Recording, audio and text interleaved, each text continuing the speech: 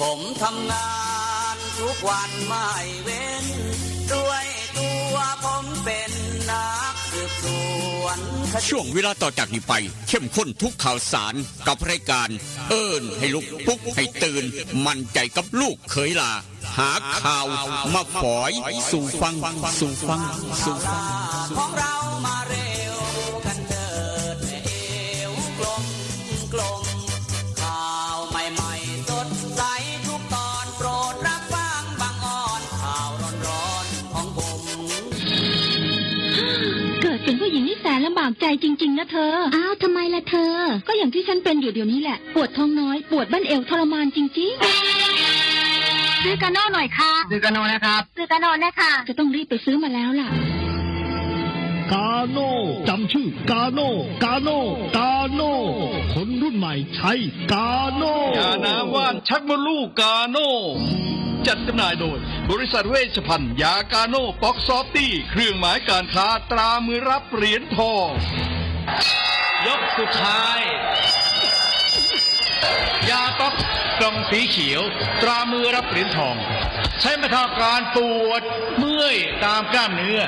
เคล็ดขัดยอกยาป๊อกน้ำมันยาป๊อกกล่องสีเขียวตรามือรับเหรียญทองบรรเทาการปวดเมื่อยเคล็ดขัดยอกมีจำหน่ายตามร้านขายยาทั่วไปโรคฤทธิ์ดุมทวารหนักเป็นแล้วทรมานเริ่มต้นจากมีอาการคันบริเวณขอบรูทวารและมีอาการปวดท่วงทวารหนักถ้าปล่อยไว้นานอาจมีแผลเป็นรูปกลีบมะเฟืองและเป็นหน่อคล้ายเดือยไก่มีเลือดไหลซึมถ้าเป็นมากจะถ่ายออกมาเป็นเลือด3 ก๊กมาแล้วยาเม็ดบรรเทาฤทธิ์ดวงทวารหนักตรา3 ก๊กยาเม็ดบรรเทาฤทธิ์ดวงทวารหนัก3 ก๊กกราฟ500ชนิดแคปซูลจัดจำหน่ายโดยบริษัทเวชภัณฑ์ยากาโน่ป๊อกซอฟตี้จำกัดเครื่องหมายการค้าตรามือรับเหรียญทองกล่องละ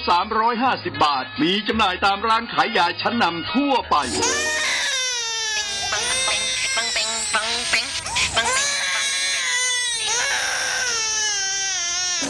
ลูกแอวลูกไห้เป็นไข่ไปหาหมอช่วยด้วยช่วยหน่อยคุณหมอไปคลินิกนายแพทย์จามิกรหรือว่าหมอดอดใจดีตั้งอยู่ตรงข้ามตลาดสดสีช่องใหม่ไปมาหางายตรวจรักษาโรคทั่วไปเด็กผู้ใหญ่ผู้สูงอายุความดันเบาหวานตรวจน้ำตาลในเลือดโรคทางเดินอาหารทางเดินหายใจปวดกล้ามเนื้อคอกระดูกเสื่อมมีวิตามินบำรุงผิวบำรุงร่างกายบริการส่งตรวจเอ็กซเรย์คอมพิวเตอร์ตรวจคลื่นแม่เหล็กไฟฟ้าไปคลินิกนายแพทย์จามิกรอยู่ตรงข้ามนาตลาดสีช่องใหม่ตรวจดีมีมาตรฐานบริการเหมือนญาติพี่น้องเปิดบริการสู้มือต้องไปหาหมอดอดใจดีสอบถามได้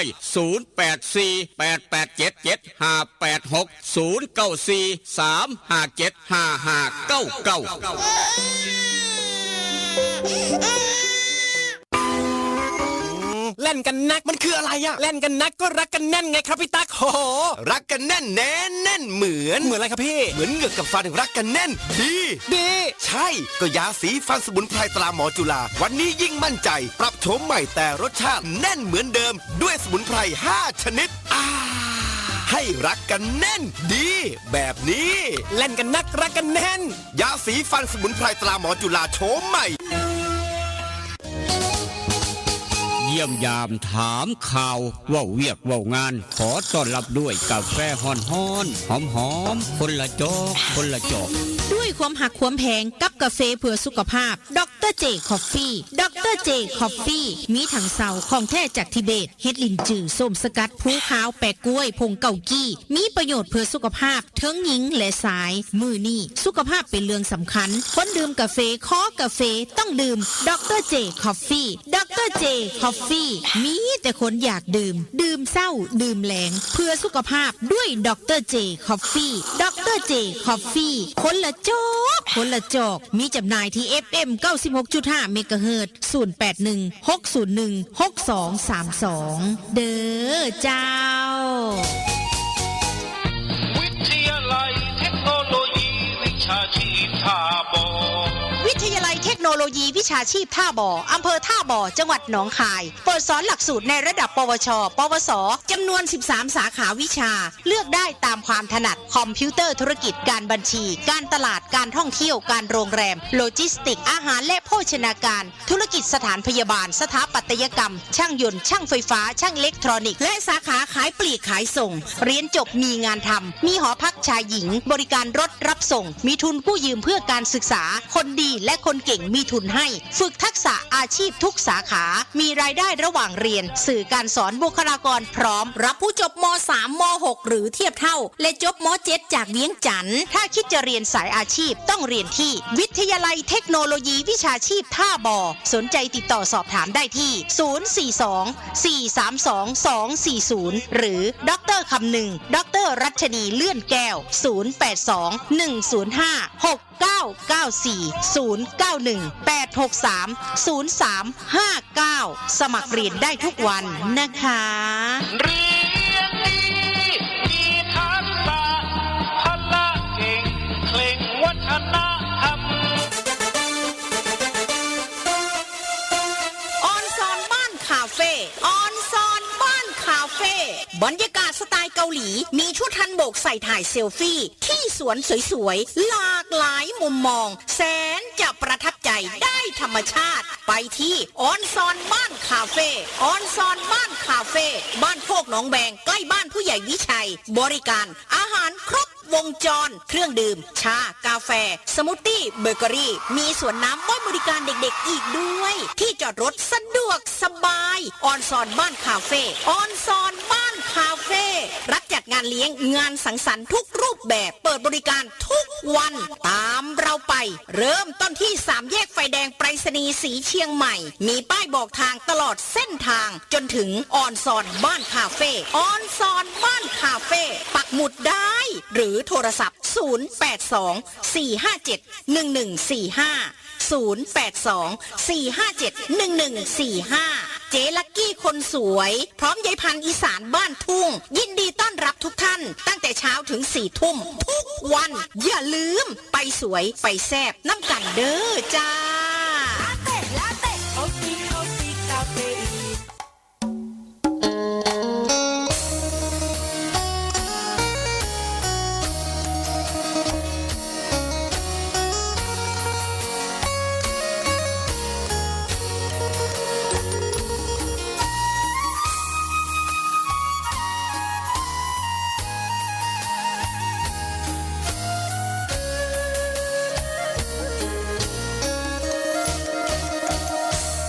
นั่ง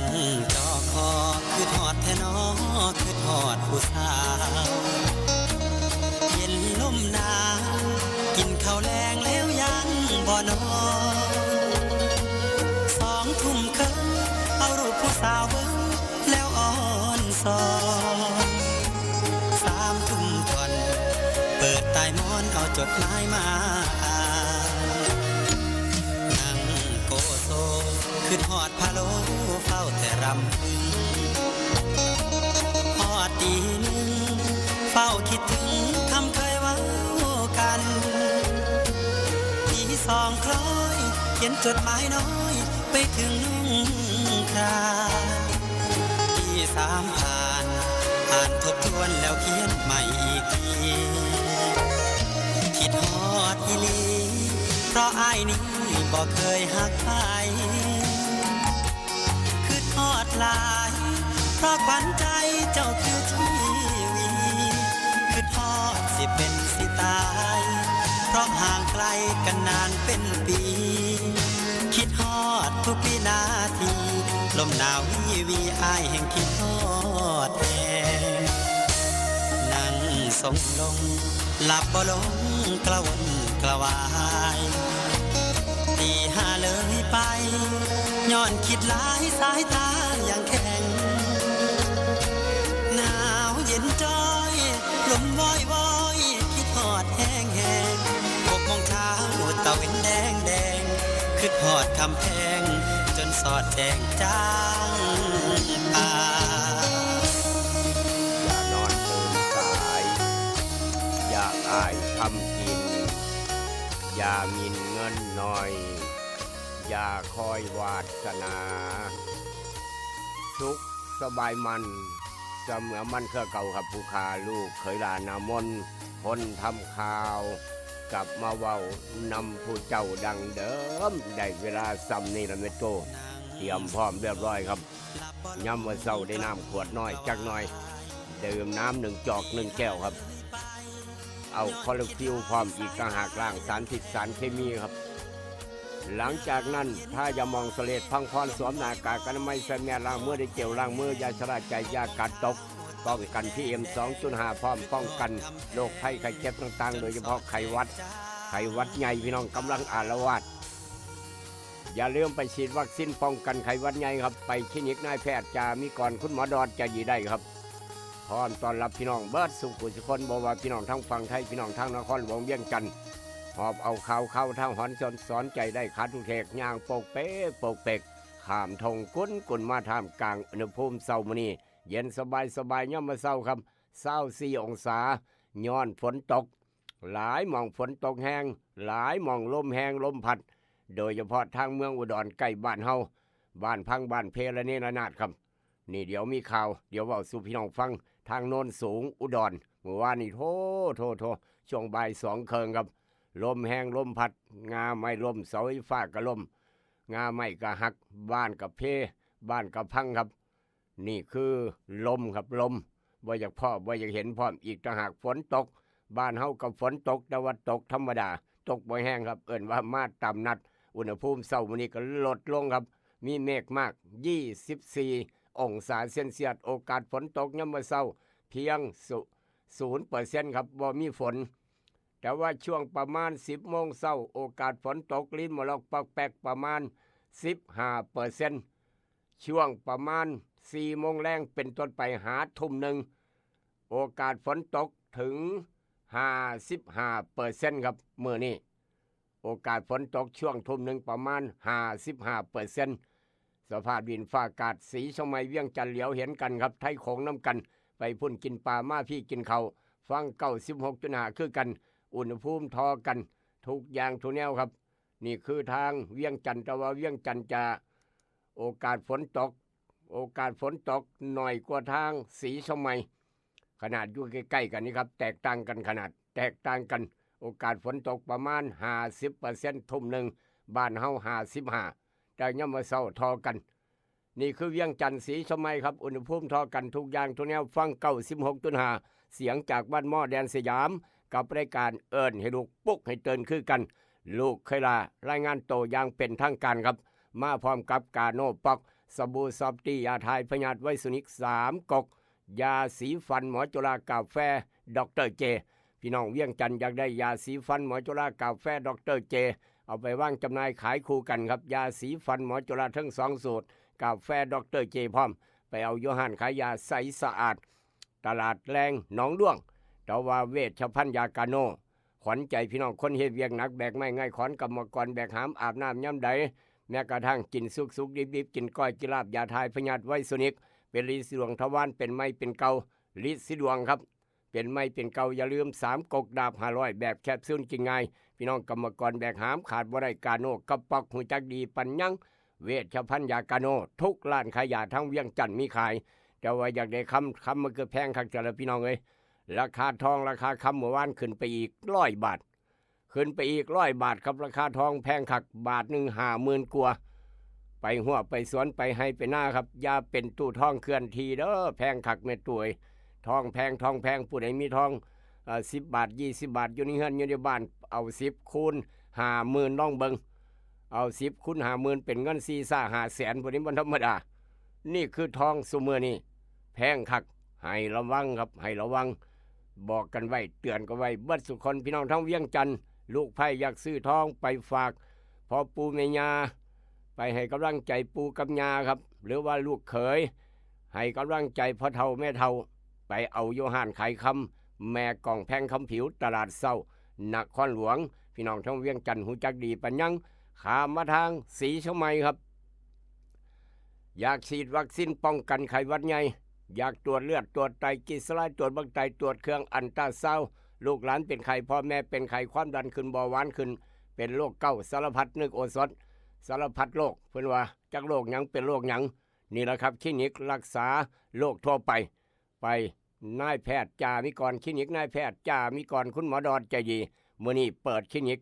ตามปกติวันเสาร์มื้อนี้ครับ8 โมงครึ่งเปิดคลินิกฮอดเที่ยงยามมื้อแลง5 โมงแลงฮอด2 ทุ่มครึ่งได้ยินแล้วก็บอกต่อกันไปคลินิกนายแพทย์จ่ามิกรคุณหมอดอนใจดีครับดูแลพี่น้องเจ็บไข้ได้ป่วยลูกหลานเป็นไข้อยู่ฝั่งตรงข้ามตลาดเช้าตลาดสดศรีชมัยตู้สมห้านขายดอกไม้อยู่หน้าร้านแต่เอี่ยมเฮงเราหูจักดีไปยังตู้สมน้องชายตู้ถึงน้องชายตู้สมเราหูจักดีเปิดดังตู้สมทางบ้านพันเผาและก็ท่านกำนันพึกก็เปิดดังอยู่แล้วทุกเช้าทางบ้านพันเผาครับขอบุญขอบคุณหลายหูจักดีท่านกำนันพึกก็หูจักดีผู้ใหญ่ใช้ก็หูจักคักคลินิกนายแพทย์จ่ามิกรคุณหมอดอนใจดีมื้อนี้วันเสาร์เปิดตามปกติพี่น้องเวียงจันทร์มาใช้บริการกันได้ครับมาฉีดวัคซีนป้องกันไข้หวัดใหญ่แวะฉีดวัคซีนเรียบร้อยป้องกันไข้หวัดใหญ่ค่อยเดินทางต่อไปค้าไปขายก็ได้คือกันเพิ่นเปิด8 โมงครึ่งฮอดเที่ยงยามมื้อแลง5 โมงแลงฮอด2 ทุ่มครึ่งได้ยินแล้วก็บอกต่อกันไปออกจากคลินิกนายแพทย์จ่ามิกรเดินทางต่ออยากได้เนื้องัวน้อยแซ่บเนื้อลาบเนื้อก้อยเนื้อต้มเนื้อปิ้งย่างทุกอย่างทุกแนวบ่ต้องขึ้นยากแวะเอาโลดทางโค้งบ้านวัดพร้าวอูดเนื้อสดเสียอูดใจเกินล้านสั่งหลายทรงฮอนมองงานดองงานแต่งได้เบิดงานบุญงานบวชต่างๆได้เบิดไปอูดเนื้อสดทางโค้งบ้านพันเผาออกจากอูดเนื้อสดอยากได้หนังไปฉายครับงานบุญงานบวชต่างๆครับอันนี้ก็แล้วบุญได้คือกันสอดแจ้งจังปังพร้อมราคาถือพร้อมแอร์ภาพยนตร์บ้านหัวทรายอย่าลืมแอร์ภาพยนตร์บ้านหัวทรายอยากได้หนังไปฉายครับจอใหญ่จอโค้งได้ด่าว่ากันบริการทุกทิศทั่วไทยแอร์ภาพยนตร์บ้านหัวทรายครับออกจากบ้านหัวทรายเดินทางต่อครับไปฮอดเมืองทบแล้วสงกรานต์เรียบร้อยลูกหลานตั้งหลักคุยกันใหม่ไปสมัครเรียนไปไทยฮอดจอข่อยส่วนก็ได้3 คน 4 คนครับไปสมัครเรียนต่อจบม.3 จบม.6 เรียนต่อปวชปวสไปวิทยาลัยเทคโนโลยีวิชาชีพทบการสามารถสมัครจบปวชจบปวสสมัครอบตสมัครสทได้คือกัน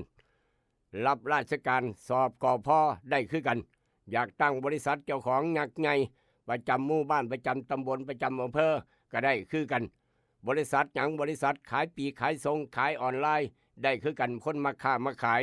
นั่นแหละเท่าแก่น้อยเท่าแก่ใหญ่ในอนาคตอยู่หันครับย้อนจบขายปีขายส่งขายออนไลน์ไปเรียนต่อเอาประสบการณ์เอาความรู้ได้หมู่ได้พวกนักธุรกิจน้ำกันย้อนเรียนสาขาเดียวกันไปวิทยาลัยเทคโนโลยีวิชาชีพทบดร.คำนึงดร.ราชนิธาลูกทหารทาน้องทานุงกันอยู่มักสาขาไฟฟ้ามักสาขาอิเล็กทรอนิกส์มักสาขาสั่งยนต์มักสาขา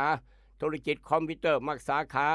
การโรงแรมการตลาดบัญชีพร้อมมักแบบใดไปว่ากันวิทยาลัยเทคโนโลยีวิชาชีพทบถึง13 สาขาวิชาครับอย่างนี้เราก็บอกต่อแต่ว่าขับรถขับลาไปหันมานี่เด้อเรามาระวังครับด้วยความเป็นห่วงสายด่วนข้อปพ1186สายด่วนข้อปพ1186เป็นสายด่วนที่ให้คำปรึกษาเกี่ยวกับการเฮ็ดประกันภัยทุกอย่างทุกแนวครับจากบริษัทประกันภัยพี่น้องเฮ็ดบริษัทนั่นบริษัทกบริษัทขอบริษัทข้อบริษัทงอมีปัญหาปรึกษาได้สายด่วนข้อปพ1186ได้ยินเราก็บอกต่อกันไปให้คำปรึกษาดูแลพี่น้องเฮ็ดธุรกิจประกันภัยต่างๆสายด่วนข้อปพ1186ครับออกจากสายด่วนข้อปพ1186อย่าลืมฝากพี่น้องไว้บัดสุคนกันแล้วกันสำหรับคนสวนยางครับคนสวนยางแล้วสงกรานต์ลงกรีดยางน้ำยางก็บ่ไหลฝนก็บ่ตกน้ำยางก็ไหลหน่อยไหลบ่ดีไหลบ่คักใส่นาโนพัดบีกสั้นไปท่านายางสูตร2 พลังเฮ็ดให้นายางนิ่มกรีดง่ายน้ำยางไหลออกเมื่อดีไหลออกมาหลายกว่าเก่าขายได้น้ำหนักอย่าลืมนาโนพัดบีกสั้นมีจำหน่ายขายกันอยู่ร้านแต่การเกษตรแต่เอี่ยมเฮงทางศรีชมัยหรือว่าสังคมร้านสังคมการเกษตรพี่น้องทางอำเภอสังคมคนสวนยางพี่น้องทางอำเภอบ้านผือบ้านกางไงบ้านติ้วกันลืมเมืองพันบ้านใหม่แมนเบิดไปเอาอยู่ร้านวิลิตอย่างพระอำเภอบ้านผือแม้กระทั่งพี่น้องบ้านดงไว้มองขายไม้เก่า คนสวนยางไปเอาอยู่ร้านวิลิตย่างพระอำเภอบ้านผือใกล้บ้านพี่น้องคำบงแถวบ้านคำบงแถวบ้านสักขุซ้ำแหนแถวนั้นแมนบัดครับไปเอาอยู่ทางวิลิตย่างพระอำเภอบ้านผือมีแต่ถกแก่สวนยางทั้งนั้นแมนมือนี้ราคายางจะลดมือหนาจะเพิ่มขึ้นเดี๋ยวขึ้นลงครับมีขึ้นมีลงนี่คือเจ้าของสวนปาล์มก็คือกันผู้ใหญ่วิชัยก็เอายัง5 บาทกลัวอยู่ดอกเพิ่นว่าผู้ใหญ่ม่วนบ้านฝาง99 ปีบวก8เปิดดังๆฟังในรถยัง5 บาทกลัวอยู่เพราะได้เฮ็ดบุญดอนปลาเปื่อยอยู่เพิ่นยังว่าผู้ใหญ่ม่วนบ้านฝางต่ออายุอยู่กับน้องกับนุ่งโดนอายุมันคนเงินครับให้ได้99 ปีบวก8ก็แล้วกันผู้ใหญ่ม่วนบ้านฝางครับกำลังฟังดังๆชัดเจนเพิ่นโทรศัพท์มาแมนบ่เพิ่นว่าแมนนี่คือพี่น้องนอกจากนั้นครับพักผ่อนหย่อนใจสบายพาครอบครัวไปพักผ่อนหย่อนใจไปกินข้าวแซ่บไปกินกาแฟแซ่บพาลูกพาหลานไปเล่นสวนน้ำไปใส่ครับอ่อนซ้อนบ้านคาเฟ่อ่อนซ้อนบ้านคาเฟ่บ้านผู้ใหญ่ชัยบ้านโคกหนองแวงครับเดินจอดรถกว้างขวางสะดวกสบายต้อนรับพี่น้องทุกครอบครัวทุกหลังคาเฮือนทุกหมู่บ้านทุกตำบลต้อนรับพี่น้องทั้งเวียงจันทร์มาเที่ยวสีชมใหม่ไปนั่งกินกาแฟแซ่บนั่นคืออ่อนซ้อนไปอ่อนซ้อนบ้านคาเฟ่น้ำกันสไตล์เกาหลีครับมักด้านหน้าก็ว่างามคักด้านหลังภายในงามไปหน้าสวยไปหน้าจองสำรองโต๊ะได้ตลอดกับอ่อนซ้อนบ้านคาเฟ่เด้อพี่น้องเอ้ย082-457-1145 กับเจลักกี้ผู้จัดการใหญ่หรือว่าคุณยายพันธุ์อีสานบ้านทุ่งพร้อมต้อนรับพี่น้องทุกคณะไปอ่อนซ้อนน้ำกันอ่อนซ้อนบ้านคาเฟ่บ้านโคกหนองแวงเลยบ้านโนนสง่าไปน้อยหนึ่งทอนั่นแหละครับผู้ใหญ่ตุหูจักดีปัญญังท่านกำนันพึกหูจักดีตู้สมตู้ถึงกับหูจักคักบ้านโคกหนองแวงอ่อนซ้อนบ้านคาเฟ่ดังนี้เราก็บอกต่อกันไปอุณหภูมิเปรียบเทียบเวียงจันทร์เดียวนี้ครับเวลาเดียวกันขึ้นมาแล้วเริ่มฮ้อนขึ้นมาแล้วเวียงจันทร์ก็ได้26 องศามาตามนัดครับฮ้อนตั้งแต่เช้าอย่าขาดน้ำครับอย่าขาดน้ำแต่ว่าสีช่องไม้24 องศายังหนาวยังเย็นบ่ถึง26เวียงจันทร์ฮ้อนกลัวครับอุณหภูมิโดนจะแตกต่างกันโดนจะพ่อกันจะแตกต่างกันพี่น้องไทยโขงน้ำกันพร้อมอีกต่างหาก24สีช่องไม้เวียงจันทร์26ครับขนาดเดี๋ยวเห็นกันอยู่นี่มือนี่ครับแตกเป็นเรื่องแตกต่างครับเรื่องแตกต่างสีช่องไม้24 องศาเหลียวเบิงทั้งเวียงจันทร์26 องศาครับ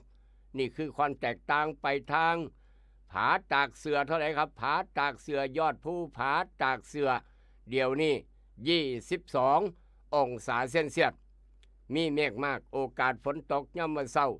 0% คือกันแต่ว่าช่วงบ่ายประมาณ4 โมงแรงหาทุ่มหนึ่ง40% ครับโอกาสฝนตกทางยอดภูผาตากเสือจากผาตากเสือไปทางภูเรือครับภูเรือว่าจะไหนครับภูเรือเดี๋ยวนี้ทางอำเภอภูเรือจังหวัดเลยครับ23 องศาเซนเซียสผาตากเสือ22บ่มีฝนนี่คือความแตกต่างในโลกใบเดียวกันอุณหภูมิแตกต่างกันไปทางญี่ปุ่นจะหน่อยผู้ใหญ่วิชัยผู้ใหญ่โตท่านกำนันพึกผู้ใหญ่ใสบ้านป่าสักไต่มัวซีพักผ่อนหย่อนใจจะหน่อยไปเที่ยวญี่ปุ่นจะหน่อยไปหากินอาหารญี่ปุ่น4 ก้อนเสา4 ก้อนเสาไปหากินอาหารญี่ปุ่นน้ำกันไปหากินอาหารญี่ปุ่นน้ำกัน4 ก้อนเสาผู้ใหญ่โตรูปรอเป็นหัวหน้าทีม18 องศาเซนเซียสนี่คือทางญี่ปุ่นครับญี่ปุ่นเสาร์มื้อนี้18 องศาเซนเซียสในฐานะท่านกำนันพึกให้ผู้ใหญ่โตเป็นหัวหน้าทีมสภาวะเรารูปรอกมูว่าซั่นล่ะผู้ใหญ่โตเฮา18 องศาเซนเซียสจักหนาวจักร้อนนี่คือสภาพความแตกต่างครับความแตกต่างแต่ว่าเดี๋ยวนี้8 โมงกว่าแล้ว8 โมงกว่าทางญี่ปุ่นขึ้นมา21 องศาโอ้โหอากาศกำลังเย็นสบายครับญี่ปุ่นเดี๋ยวนี้8 โมงกว่าแล้วนายสังทดหูจักดีแล้วก็ไอเสียงหมอกหูจักคัก21 องศาเซนเซียสนี่คือสภาพดินฟ้าอากาศความหนาวความเย็นทางญี่ปุ่นเช้ามื้อนี้บ้านเฮา6 โมงกว่าญี่ปุ่น8 โมงกว่าข้ามไปทางสวิตเซอร์แลนด์จังหน่อย ท่านพ่อเชษฐ์กันนรงค์หมากปามรถก็เลยปวดหัวอยากไปเที่ยวสวิตก็ได้คือกันอากาศเย็นอากาศหนาวผู้ยิม่วนบ้านฝางเดี๋ยวนี้ทางสวิตตีหนึ่งกลัวครับตีหนึ่งกลัวไม่มีฝน7 องศาเซนเซียสโลกใบเดียวกันความแตกต่างกันบ่คือกันครับเอามาเว้าสู่กันฟังบอกว่าทางผู้เรือบ้านเฮาสีชมัยเวียงจันทน์ผาตากเสือผู้เรือญี่ปุ่นสวิตเซอร์แลนด์ครับโลกใบเดียวกันคือแตกต่างกันอุณหภูมิบ่คือกันเอามาเว้าสู่กันฟังประจำเสาร์วันที่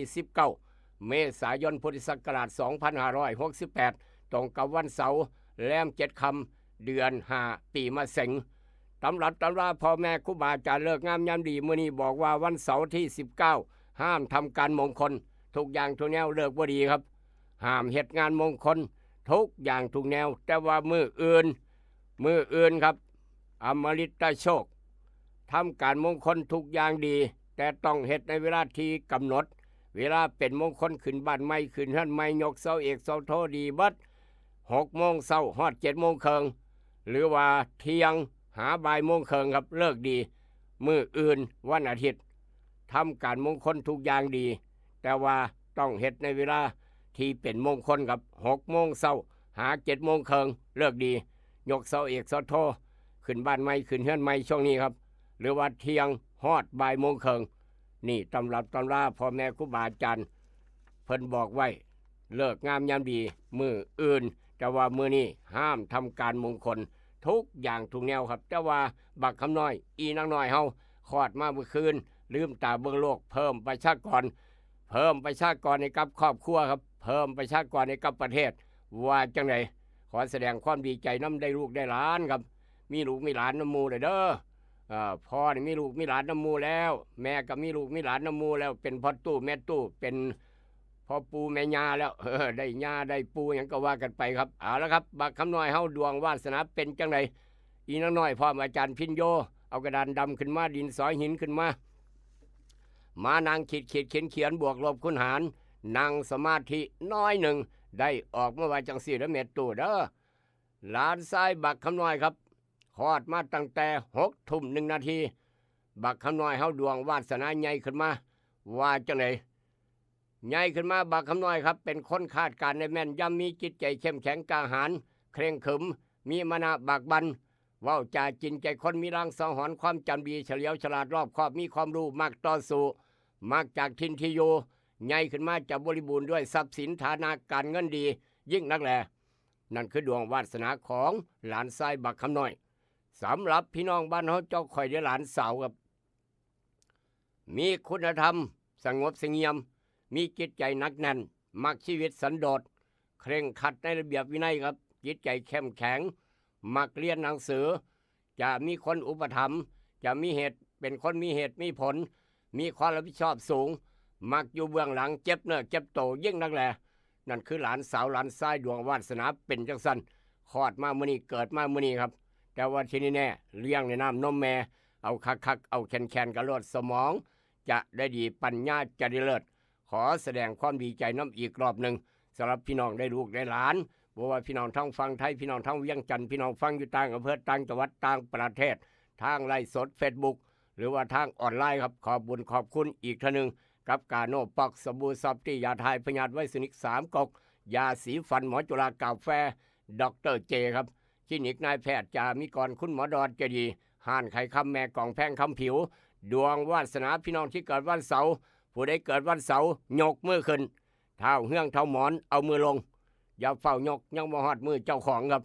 ผู้ใหญ่วิชัยก็เกิดมาแล้วเอามือลงคือกัน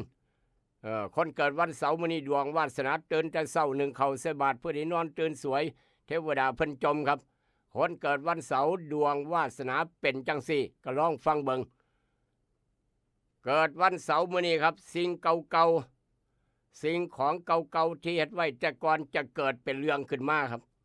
จะเกิดเป็นเรื่องขึ้นมาพี่น้องหมู่พวกเพื่อนฝูง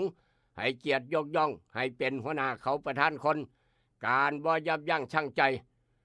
นี่การบ่ยับยั้งชั่งใจครับหรือเอาแต่อารมณ์ความโมโหโทโสพาดโตตกต่ำให้ระมัดระวังครับมื้อนี้ต้องอย่าโมโหโทโสอย่าโมโหโทโสครับการบ่ยับยั้งชั่งใจ เอาแต่อารมณ์เจ้าของให้ระมัดระวังบริวารจะเฮ็ดให้ห้อนใจพร้อมบริวารจะเฮ็ดให้ห้อนใจครับเพราะฉะนั้นย่ามโกรธอย่าด่าย่ามด่าอย่าโกรธใจเย็นมื้อนี้ต้องยับยั้งชั่งใจที่สุดคนเกิดวันเสาร์มีงานพิเศษด้านการบริการสังคมครับมีการปรับปรุงเกี่ยวกับบ้านเรือนที่อยู่อาศัยดีขึ้นได้ทรัพย์สินเงินทองจะได้ศึกษาวิชาเพิ่มเติมยิ่งนักแลนั่นคือดวงวาสนาคนเกิดวันเสาร์มื้อนี้พ่อแม่ครูบาอาจารย์บอกไว้ลูกเคยลาบอกต่อครับเสื้อบ่เสื้อเป็นอีกเรื่องหนึ่งด้วยความหักความแพงกับยาสีฟันหมอจุฬากาแฟดรเจอยากได้คอลลาฟิลอยากได้กาแฟดรเจอยากได้ยาแก้ซ้ำในกะตีมาเอาอยู่ทาง 96.5 ก็ได้คือกันโดยเฉพาะคอลลาฟิลชนิดน้ำหอมคือจังใบเตยถือว่าหัวเสื้อคอลลาฟิลครับผสมน้ำเย็นกินแทนน้ำได้เบิดมือพี่น้องหูจักดีปัญญังสรรพคุณอยากได้มาเอาอยู่ทาง 96.5 วันนี้ในอดีตย้อนไปครับเกี่ยวกับประวัติความเป็นมาคำว่าวิ่งมาราธอนประวัติความเป็นมาเกี่ยวกับการวิ่งมาราธอนครับไปจังไหนมาจังไหนคือจังมีการวิ่งมาราธอนพี่น้อง40 กว่ากิโลปาดโถแล่นเก่งคักหลายคนนักกีฬาโอลิมปิกนักกีฬาเขตนักกีฬาแห่งชาตินักกีฬาเอเชียนเกมนักกีฬาซีเกมได้เหรียญทองวิ่งมาราธอนจังสี่นะมันคือโพดคือเหลือมันคือเก่งคักเถิดคนเอิ่นว่ามนุษย์เหล็กมนุษย์หินครับประมาณนั้นเหตุการณ์นี้เกิดจังไหนมาจังไหนครับหลายคนอาจจะลืมหลายคนอาจจะมูจักประวัติความเป็นมาคำว่าวิ่งมาราธอนสมัยนั้นปี 2439 ครับปี 2439 เพิ่นมีการจัดกีฬาโอลิมปิกสมัยใหม่จัดขึ้นครั้งแรกในปี 2439 มีการวิ่งมาราธอนพร้อมมีการแข่งขันมาราธอนครับเพื่อล้ำลึกนึกถึงนายฟิลิปปีเดตครับชื่อว่าฟิลิปปีเดตมิสเตอร์ฟิลิปปีเดตหรือว่านายปีเดตก็แล้วกันเป็นพลทรงสารเป็นทหารทรงสารครับพลทรงสารมีหน้าที่ส่งจดหมายมีหน้าที่ส่งจดหมายตอนที่ก่อนบ่มีโทรศัพท์บ่มีโทรทัศน์บ่มีโทรเลขบ่มีไลน์บ่มีเฟซบ่มีหยังคือจังซุมื้อนี่ครับต้องแล่นไปส่งกันนายฟิลิปปีเดตเราเป็นพลส่งสารมีหน้าที่เอาสารไปส่งเอาจดหมายไปส่งหัวหน้าแล่นครับเราแล่นจากสมรภูมิทุ่งมาราธอนพุ่นเด้ทุ่งกับทุ่งมาราธอนครับแล่นจากสมรภูมิสนามรบทุ่งมาราธอนมาฮอดกรุงเอเธนครับมายังกรุงเอเธนระยะทางประมาณ42 กิโลเมตรในปีนั้น 2439 เพื่อมาแจ้งข่าวว่าชัยชนะของกรีกต่อจักรวรรดิเปอร์เซียครับต่อจักรวรรดิเปอร์เซียเมื่อ490 ปี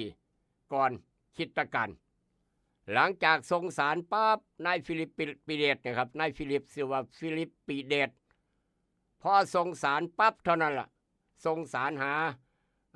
เจ้านายเรียบร้อยมาแจ้งข่าวชัยชนะของกรีกต่อจักรวรรดิเปอร์เซียครับ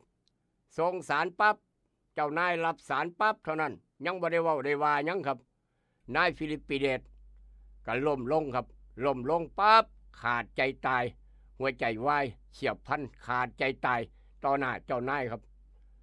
นี่คือที่มาที่ไปการแข่งขันมาราธอนเพื่อรำลึกนึกถึงคนทรงสารคนแรกฟิลิปปีเดตกีฬามาราธอนแลนมาราธอนก็เลยเกิดขึ้นในปีนั้นสมัยนั้นเท่าแรกเกิดขึ้นอยู่ทางอเมริกาครับปี 2440 19 เมษายนปีพุทธศักราช 2440 การแข่งขันบอสตันมาราธอน เริ่มจัดขึ้นครั้งแรกที่เมืองบอสตันอเมริกานับเป็นการแข่งขันวิ่งมาราธอนเทื่อแรกเก่าแก่ที่สุดในโลกเพื่อระลึกนึกถึงเจ้าของผู้แลนทรงสารนั่นแหละครับการแข่งขันเทื่อนี้เกิดจากความคิดของจอห์นแกรมรำลึกนึกถึงคนทรงสารอยู่ทางอเมริกานี่ระยะทางจักหน่อยจักหลายพี่น้องหูจักดีปัญญังคำว่ากีฬามาราธอนแลนมาราธอนครับเริ่มกำเนิดเกิดขึ้นตั้งแต่ปีนั้นสมัยนั้นจนฮอดซุมื้อนี้เข้ามาทางกีฬาแห่งชาติกีฬาซีเกมเอเชียนเกมทุกอย่างตัวนี้คำว่าวิ่งมาราธอนมนุษย์ปอดเหล็กเอามาเว้าสู่กันฟังวันนั้นในอดีตแต่ว่ามื้อนี้ปัจจุบันน้ำบ่ไหลไฟบ่สว่างหนทางบ่ดีทุกประเด็นทุกปัญหาพี่น้องอยากเว้าอยากว่าแจ้งกันเข้ามาบอกกันเข้ามาเบอร์เก่าเบอร์เดิมต้อนรับทุกเสียงทุกสาย0816016232ครับขอบุญขอบคุณพี่น้องทุกกำลังใจทุกหมู่บ้านหลายๆหมู่บ้านที่กำลังเปิดออกขอกระจายข่าวบ่ว่าวันจันทร์ฮอดวันศุกร์วันเสาร์วันอาทิตย์นี่ทางอบต.สกลคนโคกธรรมบ้านโคกธรรมบ้านผู้ใหญ่วันครับนี่กำลังเปิดดังๆให้พี่น้องฟังไปพร้อมคู่เรื่องปอมหารยกโปให้ยังมีชีวิตอยู่เด้อว่าซั่นว่ายังบ่ได้ไปใส่มาใส่เลี้ยงงัวน้อยคือเก่านั่นละทางบ้านโคกธรรมอบต.สกลคนโคกธรรมครับนอกจากนั้นคนมักหากบหาปลาแล้วอบต.สกลนะเพราะฉะนั้นดูแลขาเจ้าของให้ดีก็แล้วกันดูแลขาเจ้าของครับไปหาจากอบต.สกลคนโคกธรรมมาทางบ้านพันเผาบ้านปากมางผู้ใหญ่อำบ้านปากมางแน่นี่กำลังเปิดมาทางบ้านพันเผาท่านกำนันพึกเปิดดังฟังชัดเจนขอบบุญขอบคุณหลายครับผู้ใหญ่ตุบ้านโนนสง่าผู้ใหญ่ใช้บ้านโคกนแวงผู้ใหญ่ใสปลาสักไตหมูซีพี่น้องฟังน้ำทงน้ำทานโยยกโปให้ซีก้อนเสาดังลั่นเสกันกระหึ่มเต็มทงให้ทงหน้าครับฟังได้ชัดเจนขอบบุญขอบคุณหลายบ้านไทยสมคีหนองบึงน้อยเพียงได้น้อพี่น้องหนองบึงน้อยเฮาโทรศัพท์บ่รับจักเถื่อตั้งแต่ได้เป็นผู้ใหญ่บ้านนี่ทีมงานได้เป็นผู้ใหญ่บ้านหนองบึงน้อยเม็ดซีรีหนองบึงน้อยตั้งแต่ทีมงานได้เป็นผู้ใหญ่บ้านโทรหาบ่รับสายครับไปจังไหนมาจังไหนเนาะบ้านนี้เนาะโทรศัพท์มานี่เด้อทางหนองบึงน้อยจิตอาสาครับตำรวจบ้านไปหาบ้านกบ้านโนนสวรรค์ทุกเสียงทุกสายพี่น้องตำบลเขตเทศบาลตำบลหนองปราปากกำลังหาเสียงกันยังคือคักป้ายหาเสียงนี่ป้าทอป่านนักการเมืองระดับประเทศพวกนี้ป้ายหาเสียงสูมือบนธรรมดาคือคักขนาดเมื่อวานไปทางบ้านกลางใหญ่ตำบลกลางใหญ่ก็หาเสียงเทศบาลตำบลกลางใหญ่คือกันคือคักขนาดนี่คือบรรยากาศประชาธิปไตยกำลังเบ่งบานครับอีกบ่โดนพี่น้องอบต.พ้นทองอบต.พ้นทองได้ยินว่าวันจันทร์นี่รับสมัครแล้วครับนี่รับสมัครนายกอบต.พ้นทองแล้วได้ยินว่าวันจันทร์21 ถึง 25 เมษายนรับสมัครนายกอบต.พ้นทองแล้วครับนี่ก็ประชาธิปไตยกำลังจะเบ่งบานอีกต่างหากทุกเสียงทุกสายทางเทศบาลตำบลศรีช่องไม้ทางเทศบาลตำบลกองนางเทศบาลเมืองทบแมนเบิดปากโคแถวนั้นแมนเบิดครับทั่วประเทศไทยกำลังคึกคักการเมืองกำลังกางหึมเสียงรถแห่กำลังไปตามซอกซอยต่างๆบ่งบอกทุกวันนี้คือประชาธิปไตยในประเทศไทยครับทุกหมู่บ้านทุกตำบลเลือกคนดีเป็นสีแก่หมู่บ้านเป็นว่าเลือกคนดีเป็นสีแก่หมู่บ้านเป็นสีแก่ตำบลพี่น้องก็ลองพิจารณาเบิ่งอย่านอนหลับทับสิทธิ์เด้อวันที่11 พฤษภาคมเข้าคูหาไปเลือกตั้งอย่านอนหลับทับสิทธิ์เลือกคนดีของพี่ของน้องเอาไว้ในใจอย่าเฝ้าปากเอาไว้ในใจเข้าคูหาค่อยกาเอาโลดค่อยกามีสิทธิ์จากคนพี่น้องหูจักดีปัญญังละต้องให้กำลังใจกันเป็นพิเศษทุกหมู่บ้านทุกตำบลฟังทางหอกระจายข่าวครับกำลังคึกคักกำลังตื่นเต้นจะได้ไปเข้าคูหาเลือกผู้ใดมีผลงานดีเด่นผู้นั้นจะได้รับเลือกผู้ใดสอบตกเป็นเรื่องปกติต้องพิจารณาเจ้าของผู้ใดสอบตกต้องพิจารณาเจ้าของว่าข่อยเป็นหยังคือสอบตกข่อยเป็นหยังคือบ่ได้น้ำมูย้อนเจ้าเป็นแล้วบ่มีผลงานบ่หรือว่าจังไดต้องพิจารณาเจ้าของจักหน่อยครับต้องพิจารณาเจ้าของต้อง สอบเจ้าของว่าเป็นหยังคือสอบตกตอนนั้นคือได้เป็นพี่น้องคือเลือกคะแนนมาที่1บาทฮอดสมัยนี้เป็นหยังคือสอบตกย้อนบ่ได้อ่านหนังสือจักเทื่อบ่หรือว่าจังใดคันแม่นนักเรียนก็ได้เนาะก็ลองพิจารณาเบิ่งต้องให้กำลังใจเบิดทุกเสียงทุกสายทุกคนนี่คือประชาธิปไตยนักการเมืองท้องถิ่นครับเพราะฉะนั้นถ้ามีข่าวด่วนแจ้งมาได้0816016232ครับ0816016232ขอบคุณทุกหมู่บ้านพี่น้องทั้งพัดตั้งพยาบาลบ้านพัดตั้งพร้อมทีมงานเสือดำเปิดดังฟังชัดเจนทางบ้านไร่ดอนไผ่พ้นตากพ้นทองครับเปิดดังฟังชัดเจนคือกันหลายๆหมู่บ้านขอบคุณอีกทีน้ำสมนายุงนางัวอำเภอบ้านผือพร้อมพี่น้องเวียงจันทร์ทุกตอกซองหอมทุกหมู่บ้านทุกตำบลทางพูนครับทางแถวตำบลบ้านเดืออำเภอเมืองหนองคายแถวริมฝั่งแม่น้ำโขงเป็นไทยโขงน้ำกันนี่กำลังฟังรายการนี่ลูกปุ๊กกระเจินพี่น้องฟังอยู่ต่างอำเภอต่างจังหวัดต่างประเทศพร้อมอีกต่างหากทางไต้หวันเสียเป็กทางสมุทรปราการนี่เสียงหมอกกำลังฟังดังๆชัดเจนแชร์ไปพี่น้องฟังต่างประเทศได้ฟังพร้อมทีมงานคนไทยอยู่ต่างประเทศหลายๆประเทศน้ำกันขอบคุณอีกทีนึงครับเอาละครับช่วงกำลังทาสายกับกาโนปอกสบู่ซอฟตี้ยาทายพยาธิไวสนิก3กกมาสำรวจตรวจสอบหน้าหนึ่งของไทยรัฐน้ำกันครับมีอย่างแน่หน้าหนึ่งไทยรัฐเศร้ามื้อนี้ว่าจังไหนสำหรับพอตู้ไม่ใหญ่บ่ได้เบิ่งหนังสือพิมพ์บ่ได้อ่านหนังสือพิมพ์ครับเพิ่นว่าจังนี้แน่ครับเปิดทำเนียบรับอันว่านายกหาลือแก้เศรษฐกิจอาเซียนนี่รัฐบาลกำลังแก้ปัญหาด้านเศรษฐกิจนอกจากนั้นป้องลูกไส้แลนต่ำนายกเบี้ยวลั่นป้องลูกไส้ขับรถแลนต่ำนายกเบี้ยวลั่นครับว่าจังสันทางต่างจังหวัดบนไปทางบ้านเฮาขึ้นหน้าหนึ่งนี่แหละครับเป็นลูกคนดังเป็นลูกกำนันเป็นลูกผู้ใหญ่บ้านเป็นหลานผู้ใหญ่บ้านอันนี้ก็ยาครับอย่าไปเฮ็ดให้ผู้ใหญ่บ้านเสียกำลังใจอย่าไปเฮ็ดให้นายกอบต.หรือว่านายกเทศมนตรีเป็นลูกชายแล้วเฮ็ดไปทั่วฝ่ายลูกชายก็ได้ไว้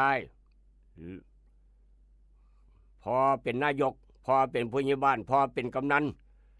ผู้เป็นลูกชายเขารู้จักบ่นี่ลูกชายผู้ใดเนี่ยเพิ่นว่าอย่าไปว่าดิอย่าไปอ้างครับพ่อแม่เสียกำลังใจพ่อแม่เสียชื่อพร้อมอีกต่างหากนายกเบี้ยวก็เว้าบ่ออกเว้าบ่ดังเลยล่ะครับลูกชายเฮ็ดแนวบ่แม่นนี่คือปัญหาเพราะฉะนั้นอย่าไปสร้างให้พ่อแม่เสียกำลังใจเด้อในฐานะเป็นลูกชายผู้ใหญ่บ้าน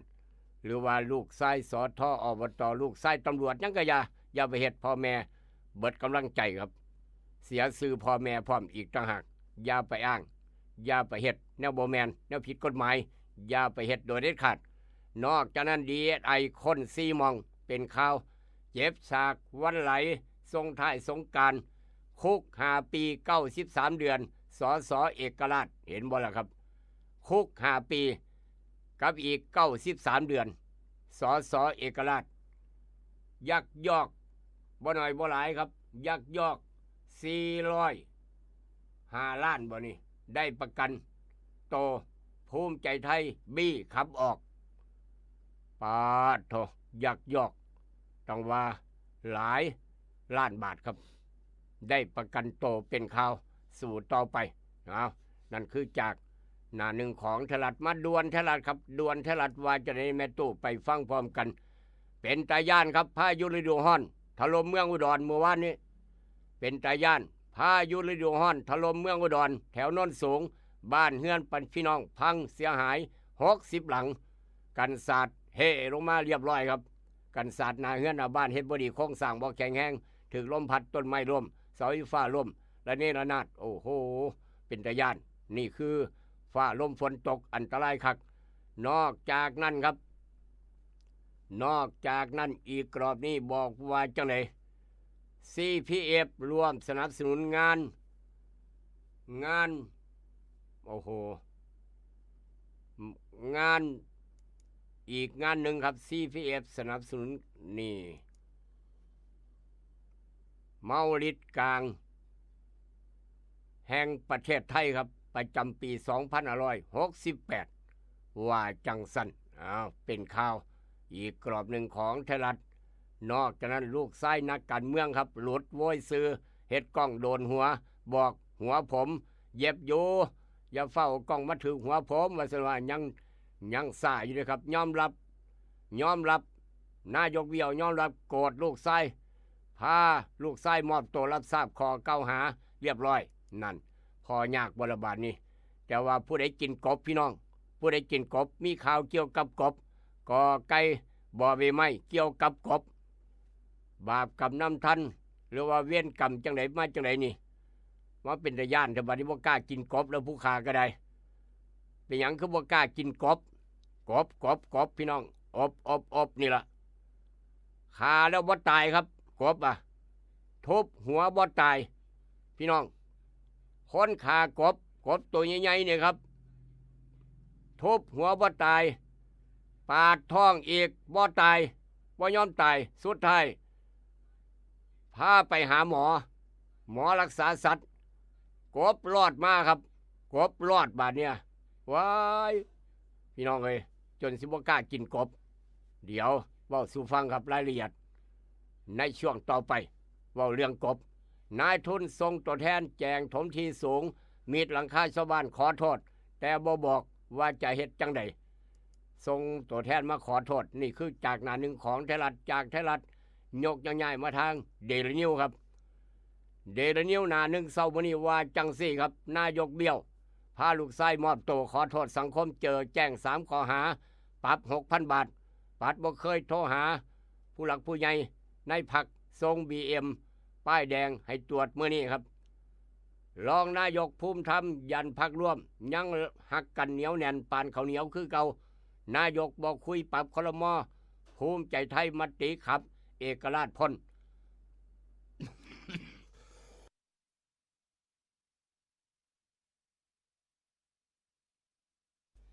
ปลูกใจครับปลูกใจคนสอดต่องอโกรธแค้นเสี่ยงภัยบอกว่าไว้ซ่า2 ปีตายเยอะกสทช.ชูระบบเตือนภัยครับนอกจากนั้นพี่ชัยถกมาเลผนึกอาเซียนสู่ประธานาธิบดีทำอเมริกาเอ็กซิมแบงชู5 คออุ้มนักธุรกิจส่งออกสังเวย253 ศพสังเวย253 ศพกับปิด7 มื้ออันตราย7 วันอันตรายล่มหายตายจากช่วงสงกรานต์มื้อแรกจนฮอด7 มื้อรวมทั่วประเทศ253 ศพบาดเจ็บโอ้โหหลายคักครับบาดเจ็บ 1,400 บาดเจ็บเป็นพันครับบาดเจ็บเป็นพันสติลดจากปี67นี่คือข้อมูล7 วันอันตรายแต่ว่าตาย253 ศพบ่อยากเห็นบ่อยากได้ยินพร้อมผู้ฆ่านอกจากนั้นกรอบร่องกรอบย่อยมีอย่างแน่ครับกรอบร่องกรอบย่อยว่าจังซี่ครับญาติโลประสานตำรวจลูกชายนักการเมืองดังให้ปากคำคดีเส้ง BM ปาดลุงป้าจอเจออ้วมพรรคการเมืองปัดบ่เกี่ยวบิ๊กตายย่ำตำรวจตรงไปตรงมาครับนอกจากนั้นก็ยังอีกหลายกรอบหลายข่าวครับอีกหลายกรอบหลายข่าวงัดหามาตรการเงินกู้ยืดหนี้สู่ประธานาธิบดีทำเอ็กซิมแบงซอยธุรกิจส่งออกของประเทศไทยครับเป็นข่าวเอาขออนุญาตรับสายนี่เข้ามาครับสายนี่เข้ามาขออนุญาตรับสายน้อยหนึ่งเป็นว่าจังนี้เนี่ยดวลกันเข้ามาสวัสดีครับสวัสดีครับคุณจะว่างวันนี้อาจารย์ตั้งจะมีเรื่องตั้งมาเท่าสมุนครับผมโทรมา เลยโทรหาอาจารย์ครับเอากระเชิญไปอุดรไปนำสมไป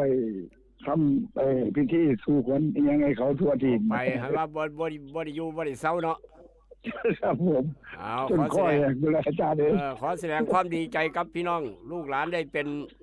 ผู้นำหมู่บ้านครับผมครับวันนั้นก็คุยกับผู้ใหญ่บ้านกับกำนันในเรื่องหอกระจายข่าวห้องนี่แหละครับเพิ่นว่าจังได๋เป็นผู้ใหญ่บ้านก็ต้องเปิดหอกระจายข่าวให้ชาวบ้านเขารู้ครับ ว่ามันเป็นสิ่งที่สำคัญ ครับ แต่ชุมชนแต่ละหมู่บ้านนะครับเนาะ ครับ ผมก็เลยแนะนำให้กำนันน่ะแนะนำผู้ใหญ่บ้านทุกคน ครับ ให้เปิดหอกระจายข่าว ครับ นะครับสำหรับของอาจารย์เท่านี้แหละ ครับครับครับครับ ครับแค่นั้นแหละอาจารย์ ครับผม ขอขอบคุณมีงานระบอกเด้อ ครับครับครับครับ สวัสดีครับ ร่วมด้วยช่วยกันคือเก่าครับผมนี่คือทีมงานจิตอาสาครับตำรวจบ้านมาซอยดอนปลาเปื่อยตลอด พัฒนาดอนปลาเปื่อยมากวดสะพานดอนปลาเปื่อยซอยกันเดิน ดอนปลาเปื่อยตลอด บุญกุศลอายุหลายเรายังดานแดงองค์ตรง กินข้าวแซ่บนอนหลับฟังเพลงมวลนี่แหละครับ คนอายุยืนย้อนมาได้เฮ็ดบุญดอนปลาเปื่อยตลอด หลายคนหมู่บ้านลูกหลาน ลูกศิษย์ลูกหาทั้งบ้านดอนกอครับ ลูกศิษย์ลูกหาบ้านดอนกอโน้นสวรรค์ยกทัพใหญ่มากวดล้านดอนป้าเปื่อยหมู่บ้านนี่ลูกขลาบริยูครับจิตภารกิจไปทางอำเภอน้ำสมยกทัพใหญ่พากันมากวดล้านดอนป้าเปื่อยย้อนโชคดีวาสนาทรงเพิ่นว่าป้าโถยกทัพมากวดเดินดอนป้าเปื่อยด้านหน้าหมู่บ้านนี่ครับ10 กว่าคนบ่ไม่ธรรมดามาบอกท่านพ่อสนองเข็มพรหมาว่าเป็นลูกศิษย์คุณครูพงษ์พิพัฒน์เป็นลูกศิษย์ลูกเคยล่าเพิ่นว่าเอากวดสะอาดสะอ้านครับนี่คือบ่ได้บอกมาเองครับบ่ได้บอกบ่ได้ขอร้องแต่ว่ามาเองนี่คือลูกศิษย์ลูกหาทางบ้านดอนกอนนนสวรรค์ซื้อหยังถามพ่อสนองบ่ฮู้จักแต่ว่าบอกว่าเป็นลูกศิษย์ผู้ใดฟังรายการลูกศิษย์ลูกหาทางบ้านดอนกอถ้าฟังอยู่กับกดโทรศัพท์มาเว้าสู่ครูบาอาจารย์ฟังจังหน่อยครับ0816016232อันใดดีมีประโยชน์นำไปคิดนำไปใช้อันไหนบ่ดีเอาไปทิ่มลงแม่น้ำโขงครับวันนี้ทำบุญหรือยังวันนี้ทำดีหรือยังพี่น้องเฮ็ดดีจะได้ดีทำดีย่อมได้ดีครับด้วยบุญด้วยกุศลเทวดาฟ้าดินเป็นใจเพิ่นว่าด้วยความหักความแพงกับกาโนปอกสบู่ซอฟตี้ยาทายพยาธิไวสุนิก3กกยาสีฟันหมอจุฬากาแฟดรเจคลินิกนายแพทย์จามิกรคุณหมอดอนใจดีมื้อนี้เปิดคลินิกตามปกติเช้าเปิดแรงเปิดวันเสาร์เดี๋ยวกลับมาพอกันกับอาหารสมองยามมื้อเช้ายกต่อไปยกที่2ครับคิดทองให้ได้ทองคิดเงินให้ได้เงินคุณกำลังรับฟังอาหารสมองยามเช้ายิ้มฝังโขงกับรายการให้รู้ปลุกให้ตื่นให้รู้ปลุกให้ตื่นอยู่นะครับอยู่นะคะอยู่นะคะรวยขอให้รวยขอให้รวยขอให้รวยเกิดเป็นผู้หญิงนี่แสนลำบากใจจริงๆนะเธออ้าวทำไมล่ะเธอก็อย่างที่ฉันเป็นอยู่เดี๋ยวนี้แหละปวดท้องน้อยปวดบั้นเอวทรมานจริงๆซื้อกาโน่หน่อยค่ะซื้อกาโน่นะครับซื้อกาโน่นะคะจะต้องรีบไปซื้อมาแล้วล่ะ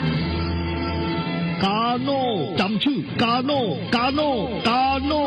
คนรุ่นใหม่ใช้กาโน่ยาน้ำว่านชักมดลูกกาโน่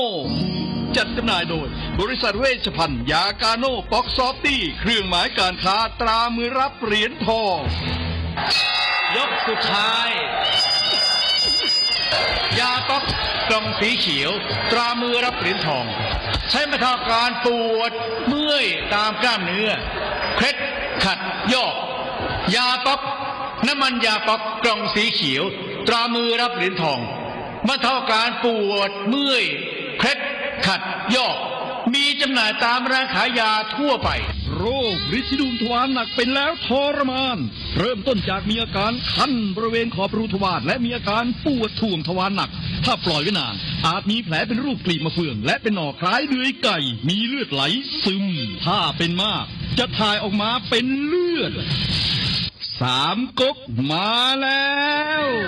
ยาเม็ดบรรเทาฤทธิ์ดวงทวารหนักตรา3ก๊กยาเม็ดบรรเทาฤทธิ์ดวงทวารหนัก3ก๊กราม500ชนิดแคปซูลจัดจำหน่ายโดยบริษัทเวชภัณฑ์ยากาโน่ป๊อกซอฟตี้จำกัดเครื่องหมายการค้าตรามือรับเหรียญทองกล่องละ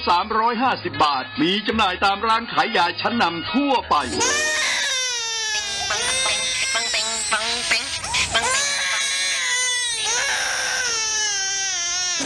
ลูกแอวลูกไห้เป็นไข้ไปหาหมอ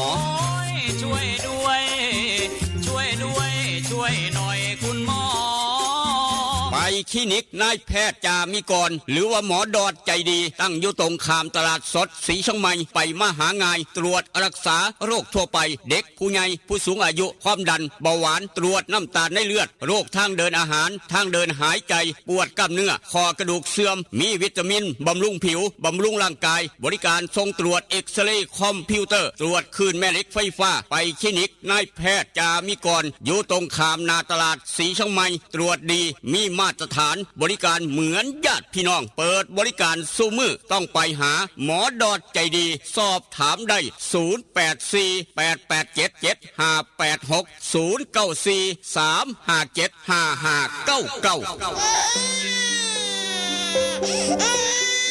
จึงยอมถอดแหวนที่แม่เคยสวมนิ้วให้ มั่นแฟนด้วยแหวนแม่เพราะเป็นคำแท้ๆ100%มีใบหับประกันจากห้านกล่องแพงคำผิวนครหลวงเวียงจันทร์แม่แล้วคันได้คำจากห้านไข่คำกล่องแพงคำผิวบว่าสร้อยข้อคำสร้อยแขนแหวนตุ้มหูหูประพันธ์ถูกสนิทลวดลายงามหลากหลายทุกทานมั่นใจ100%อยู่ตลาดเศร้ามอ2สั้น2ห้อง36หน้าลิบห้านไข่คำกล่องแพงคำผิวห้านไข่คำกล่องแพงคำผิวยังหับซื้อขายแลกเปลี่ยนคำได้ราคาสูงทึกใจนอกจากนั้นยังหับออกแบบคำตีคำตามแบบตามสั่งที่ลูกค้าต้องการห้านขายคำกล่องแพงคำผิวมีเครื่องกวดเซ็กคำที่มาตรฐานคำทุกเส้นจึงผ่านการกวดสอบลูกค้ามั่นใจอยากได้คำแลกเปลี่ยนคำไปห้านกล่องแพงคำผิวแล้วจะบ่ผิดหวังอยู่ตลาดเศร้ามอ2สั้น2ห้อง36หน้าลิบเห็นง่ายสอบถามปรึกษาได้0212146555509012พอกล่องแพงแม่คำผิวหับห้องคุณภาพกับคำทุกเส้นเด้อเจ้าเพื่อนแท้ชาวสวนยางมาแล้วนาโนพลัดยาทาหน้ายางสูตร2พลังที่1ทำให้หน้ายางนิ่มหน้ายางไม่ดำไม่ตายนึ่งพลังที่2ทำให้น้ำยางออกเยอะออกหลายมีดน้ำยางน้ำหนักดีนาโนพลัดขนาด1ลิตรทาต้นยางได้มากกว่า 2,000 ต้นนาโนพลัดเหมาะสำหรับยางอายุ 10-18 ปีสำหรับยางใหญ่อายุมากกว่า18 ปีใช้บิ๊กซันระวังของปลอมและของเรียนแบบของแท้ต้องชื่อนาโนพลัดของแท้ต้องมีตราสวัสดี1998นาโนพลัดและบิ๊กซันหาซื้อได้ที่ร้านวิลิตยางพาราอำเภอบ้านผือจังหวัดอุดรธานีร้านสังคมการเกษตรอำเภอสังคมจังหวัดหนองคายและร้านเคมีเกษตรชั้นนำใกล้บ้านท่านสูตรเด็ดนาโนพลัดใช้แล้วน้ำยางเยอะน้ำยางน้ำหนักดีเจ้าว่าเงิน200 บาทเฮ็ดอีหยังได้บ้างก็กินข้าวได้2 มื้อบ่สั่นก็ซื้อเสื้อได้ตัวนึงแล้วเจ้างูบ่เงิน200 บาทต่อปีกับบัตรประชาชน1ใบซื้อประกันภัยได้เฮ้ยประกันอีหยังก็ประกันภัย200ไง200 บาทกับบัตรประชาชน1ใบก็ได้รับความคุ้มครองสูงสุดถึง 100,000 บาทสมัครได้ตั้งแต่อายุ20-60 ปีเลยเด้อดีๆงั้นมื้อนี้เฮาบ่ไปซื้อเสื้อละไปสมัครประกันภัย200 บาทเป็นบ่ได้รับเกิน100ให้ประกันภัย200กับคนที่คุณหาโดยสำนักงานคมป.สายด่วนประกันภัย1186นั่นแหละครับสายด่วนคปพ1186เป็นห่วงพี่น้องเบิร์ดสู่คนทุกหลังคาเฮือนครับสายด่วนคปพ1186ที่พี่น้องเฮ็ดประกันภัยไว้สายด่วนคปพมีประโยชน์กับไทยเฮาเจ้าข่อยมีประโยชน์กับลูกเคยลามีประโยชน์กับพี่น้องสำนักงานเพิ่นอยู่สารกลางจังหวัดสั้น2ตึกด้านหลังครับตึกด้านหลังสารกลางจังหวัดหนองคายสั้น2ตึกด้านหลังย่างขึ้นไปบันไดตรงกลางขึ้นสั้น2ปั๊บเหลียวเบิ่งทางซ้ายจะเห็นสายด่วนคปพ1186โตใหญ่เทอเลอร์พี่น้องย่างไปสอบไปถามไปเว้าไปคุยกันโลดเจ้าหน้าที่เพิ่นนั่งท่าซุมื้อครับวันจันทร์ฮอดวันศุกร์ในเวลาราชการให้คำปรึกษาเกี่ยวกับการประกันภัยหรือว่าอื่นๆที่เกี่ยวข้องกับการเฮ็ดธุรกิจประกันภัยมีปัญหาด้านการประกันภัยเข้มประกันมีปัญหาหรือว่าอยากเฮ็ดจังสั้นจังสี่เฮ็ดได้บ่ถูกต้องบ่ผิดกติกาผิดระเบียบบ่อันได้ถามกันไปบ่มีเวลาไปครับโทรโลดสายด่วนคปพ1186แต่ว่าที่เนี่ยลูกหลานเนื้อหุ้มเล็กหุ้มเนื้อขี่รถใหญ่รถน้อยรถมอเตอร์ไซค์ยังจักรยานพร้อมอุบัติเหตุเพศภัยเกิดขึ้นได้ทุกเสี้ยววินาทีความตายแขนคอถูกบาดยางเหตุประกันภัยอุบัติเหตุส่วนบุคคลให้ลูกให้หลานเนี่ยเด้อพี่น้องเอ้ย200 บาทต่อปีไปเฮ็ดอยู่ไปสนีก็ได้เอาบัตรไปจำโตไป พร้อมกับเงินนะครับถือไปไปสนีย์ก็ได้ไม่เฮ็ดประกันภัยอุบัติเหตุส่วนบุคคลก็ว่าไปเฮ็ดไว้200 บาทค่าคุ้มครอง 100,000 บาทครับ 100,000 บาทเฝ้าไปเฮ็ดอายุ50 ปี51 ปีหรือว่า20กว่าปีพระลูกพระหลานไปเฮ็ดอย่ามองข้ามความปลอดภัยครับโดยเด็ดขาดลูกเคยด่ากับไปเฮ็ดมาเรียบร้อยคือกันย่านนี่พี่น้องย่านนี่ขับรถล้อหมุนออกจากเฮือนจากบ้านอย่าว่าเจ้าของเก่งครับอย่าว่าเจ้าของเก่งบาดสิเกิดเฮาบ่ไปต่ำเขาก็มาต่ำเฮานี่คือความตายแขนคอดทุกบาดยางวันนี้ทำบุญหรือยังวันนี้ทำดีหรือยังครับไปออมสินก็ได้กรุงไทยก็ได้ไปเคาน์เตอร์เซอร์วิสทุกหม่องก็ได้ใกล้หมดได้ไปใช้บริการกันกับการประกันภัยอุบัติเหตุส่วนบุคคลหรือว่าประกันภัยสุขภาพประกันภัยเฮือนภัยบ้านฟ้าลมฝนตกโอ้อันตรายคักพี่น้องเอ้ยย่านฟ้าลมฝนตกหลังคาเปิดหลังคาปิวนี่แหละครับเหตุประกันภัยเฮือนซ่านบ้านซองไว้เพิ่นว่าประกันวินาศภัยหลายอย่างเลยเนี่ยครับนี่คือสายด่วนข้อปพ1186ด้วยความเป็นห่วงฝากพี่น้องไว้บัดสู่คนก็แล้วกันแต่ว่าอยากได้เนื้อสดไปซุ้มไปแซวงานวันเกิดฉลองวันเกิดขึ้นบ้านใหม่จัดงานดองงานแต่งบ่ต้องขึ้นยากโทรหาเสียอูดเนื้อสดทางโคกบ้านพันเผาเบอร์โทรเบอร์นิโรธ095-329-5764 095-329-5764ครับสำหรับพี่น้องต้องการจองโต๊ะล่วงหน้าอ่อนซ่อนบ้านคาเฟ่สวนอาหารครบวงจรไปฉลองวันเกิดมื้อแรงมีคาราโอเกะให้ร้องพร้อมอีกต่างหากอยากพาลูกพาหลานไปเล่นสวนน้ำพ่อแม่นั่งทากินข้าวซุ้มกันอยู่สวนอาหารด้านหลังด้านหน้างามบัดพี่น้องเอ้ยไปโลดอ่อนซ่อนบ้านคาเฟ่บ้านโคกหนองแวงต้องไปเบิ่งไปพิสูจน์ด้วยเจ้าของเองจะประทับใจเจลักกี้ผู้จัดการใหญ่หรือว่าคุณยายพันอีสานบ้านทุ่งพร้อมทีมงานต้อนรับพี่น้องสำรองโต๊ะล่วงหน้ากับอ่อนซ่อนบ้านคาเฟ่เบอร์นี้ครับปักหมุดกันได้ไปอ่อนซ่อนบ้านคาเฟ่บ้านโคกหนองแวงอยู่ใกล้ๆกับบ้านผู้ใหญ่ใช้เดินจอดรถบ่ต้องห่วงกว้างขวางสะดวกสบาย082-457-1145 ครับเปิดตั้งแต่เช้าจนฮอด4 ทุ่มซุมื้อสวนอาหารครบวงจรกับอ่อนซ้อนบ้านคาเฟ่ได้ยินเราก็บอกต่อกันไปสำหรับพี่น้องคนสวนยางครับอยากได้นาโนพัดกับบิ๊กซันสีช่องใหม่ตัวแทนจำหน่ายอยู่ร้านแต่การเกษตรแต่เอ็มเฮงสำหรับอำเภอสังคมร้านสังคมการเกษตรอำเภอบ้านผือร้านวิลิตอย่างพระอำเภอบ้านผือเป็นยาท่านายางสูตร2 พลังครับนายางตายนายางแห้งนายางแข็งนายางบ่นิ่มถ้านายางเขาไปจีดง่ายนายางนิ่มจีดง่ายนายางบ่ดำบ่ตาย1ใส่นาโนพัดกับบิ๊กซันพี่น้องคนสวนยางไปใส่บริการกันได้หูจักดีปัญญัง3 หม่อง 3 บอนใกล้หมู่ใดใส่บริการมหันของแท้ต้องซื้อนาโนพัดของแท้ต้องมิตาสวัสดี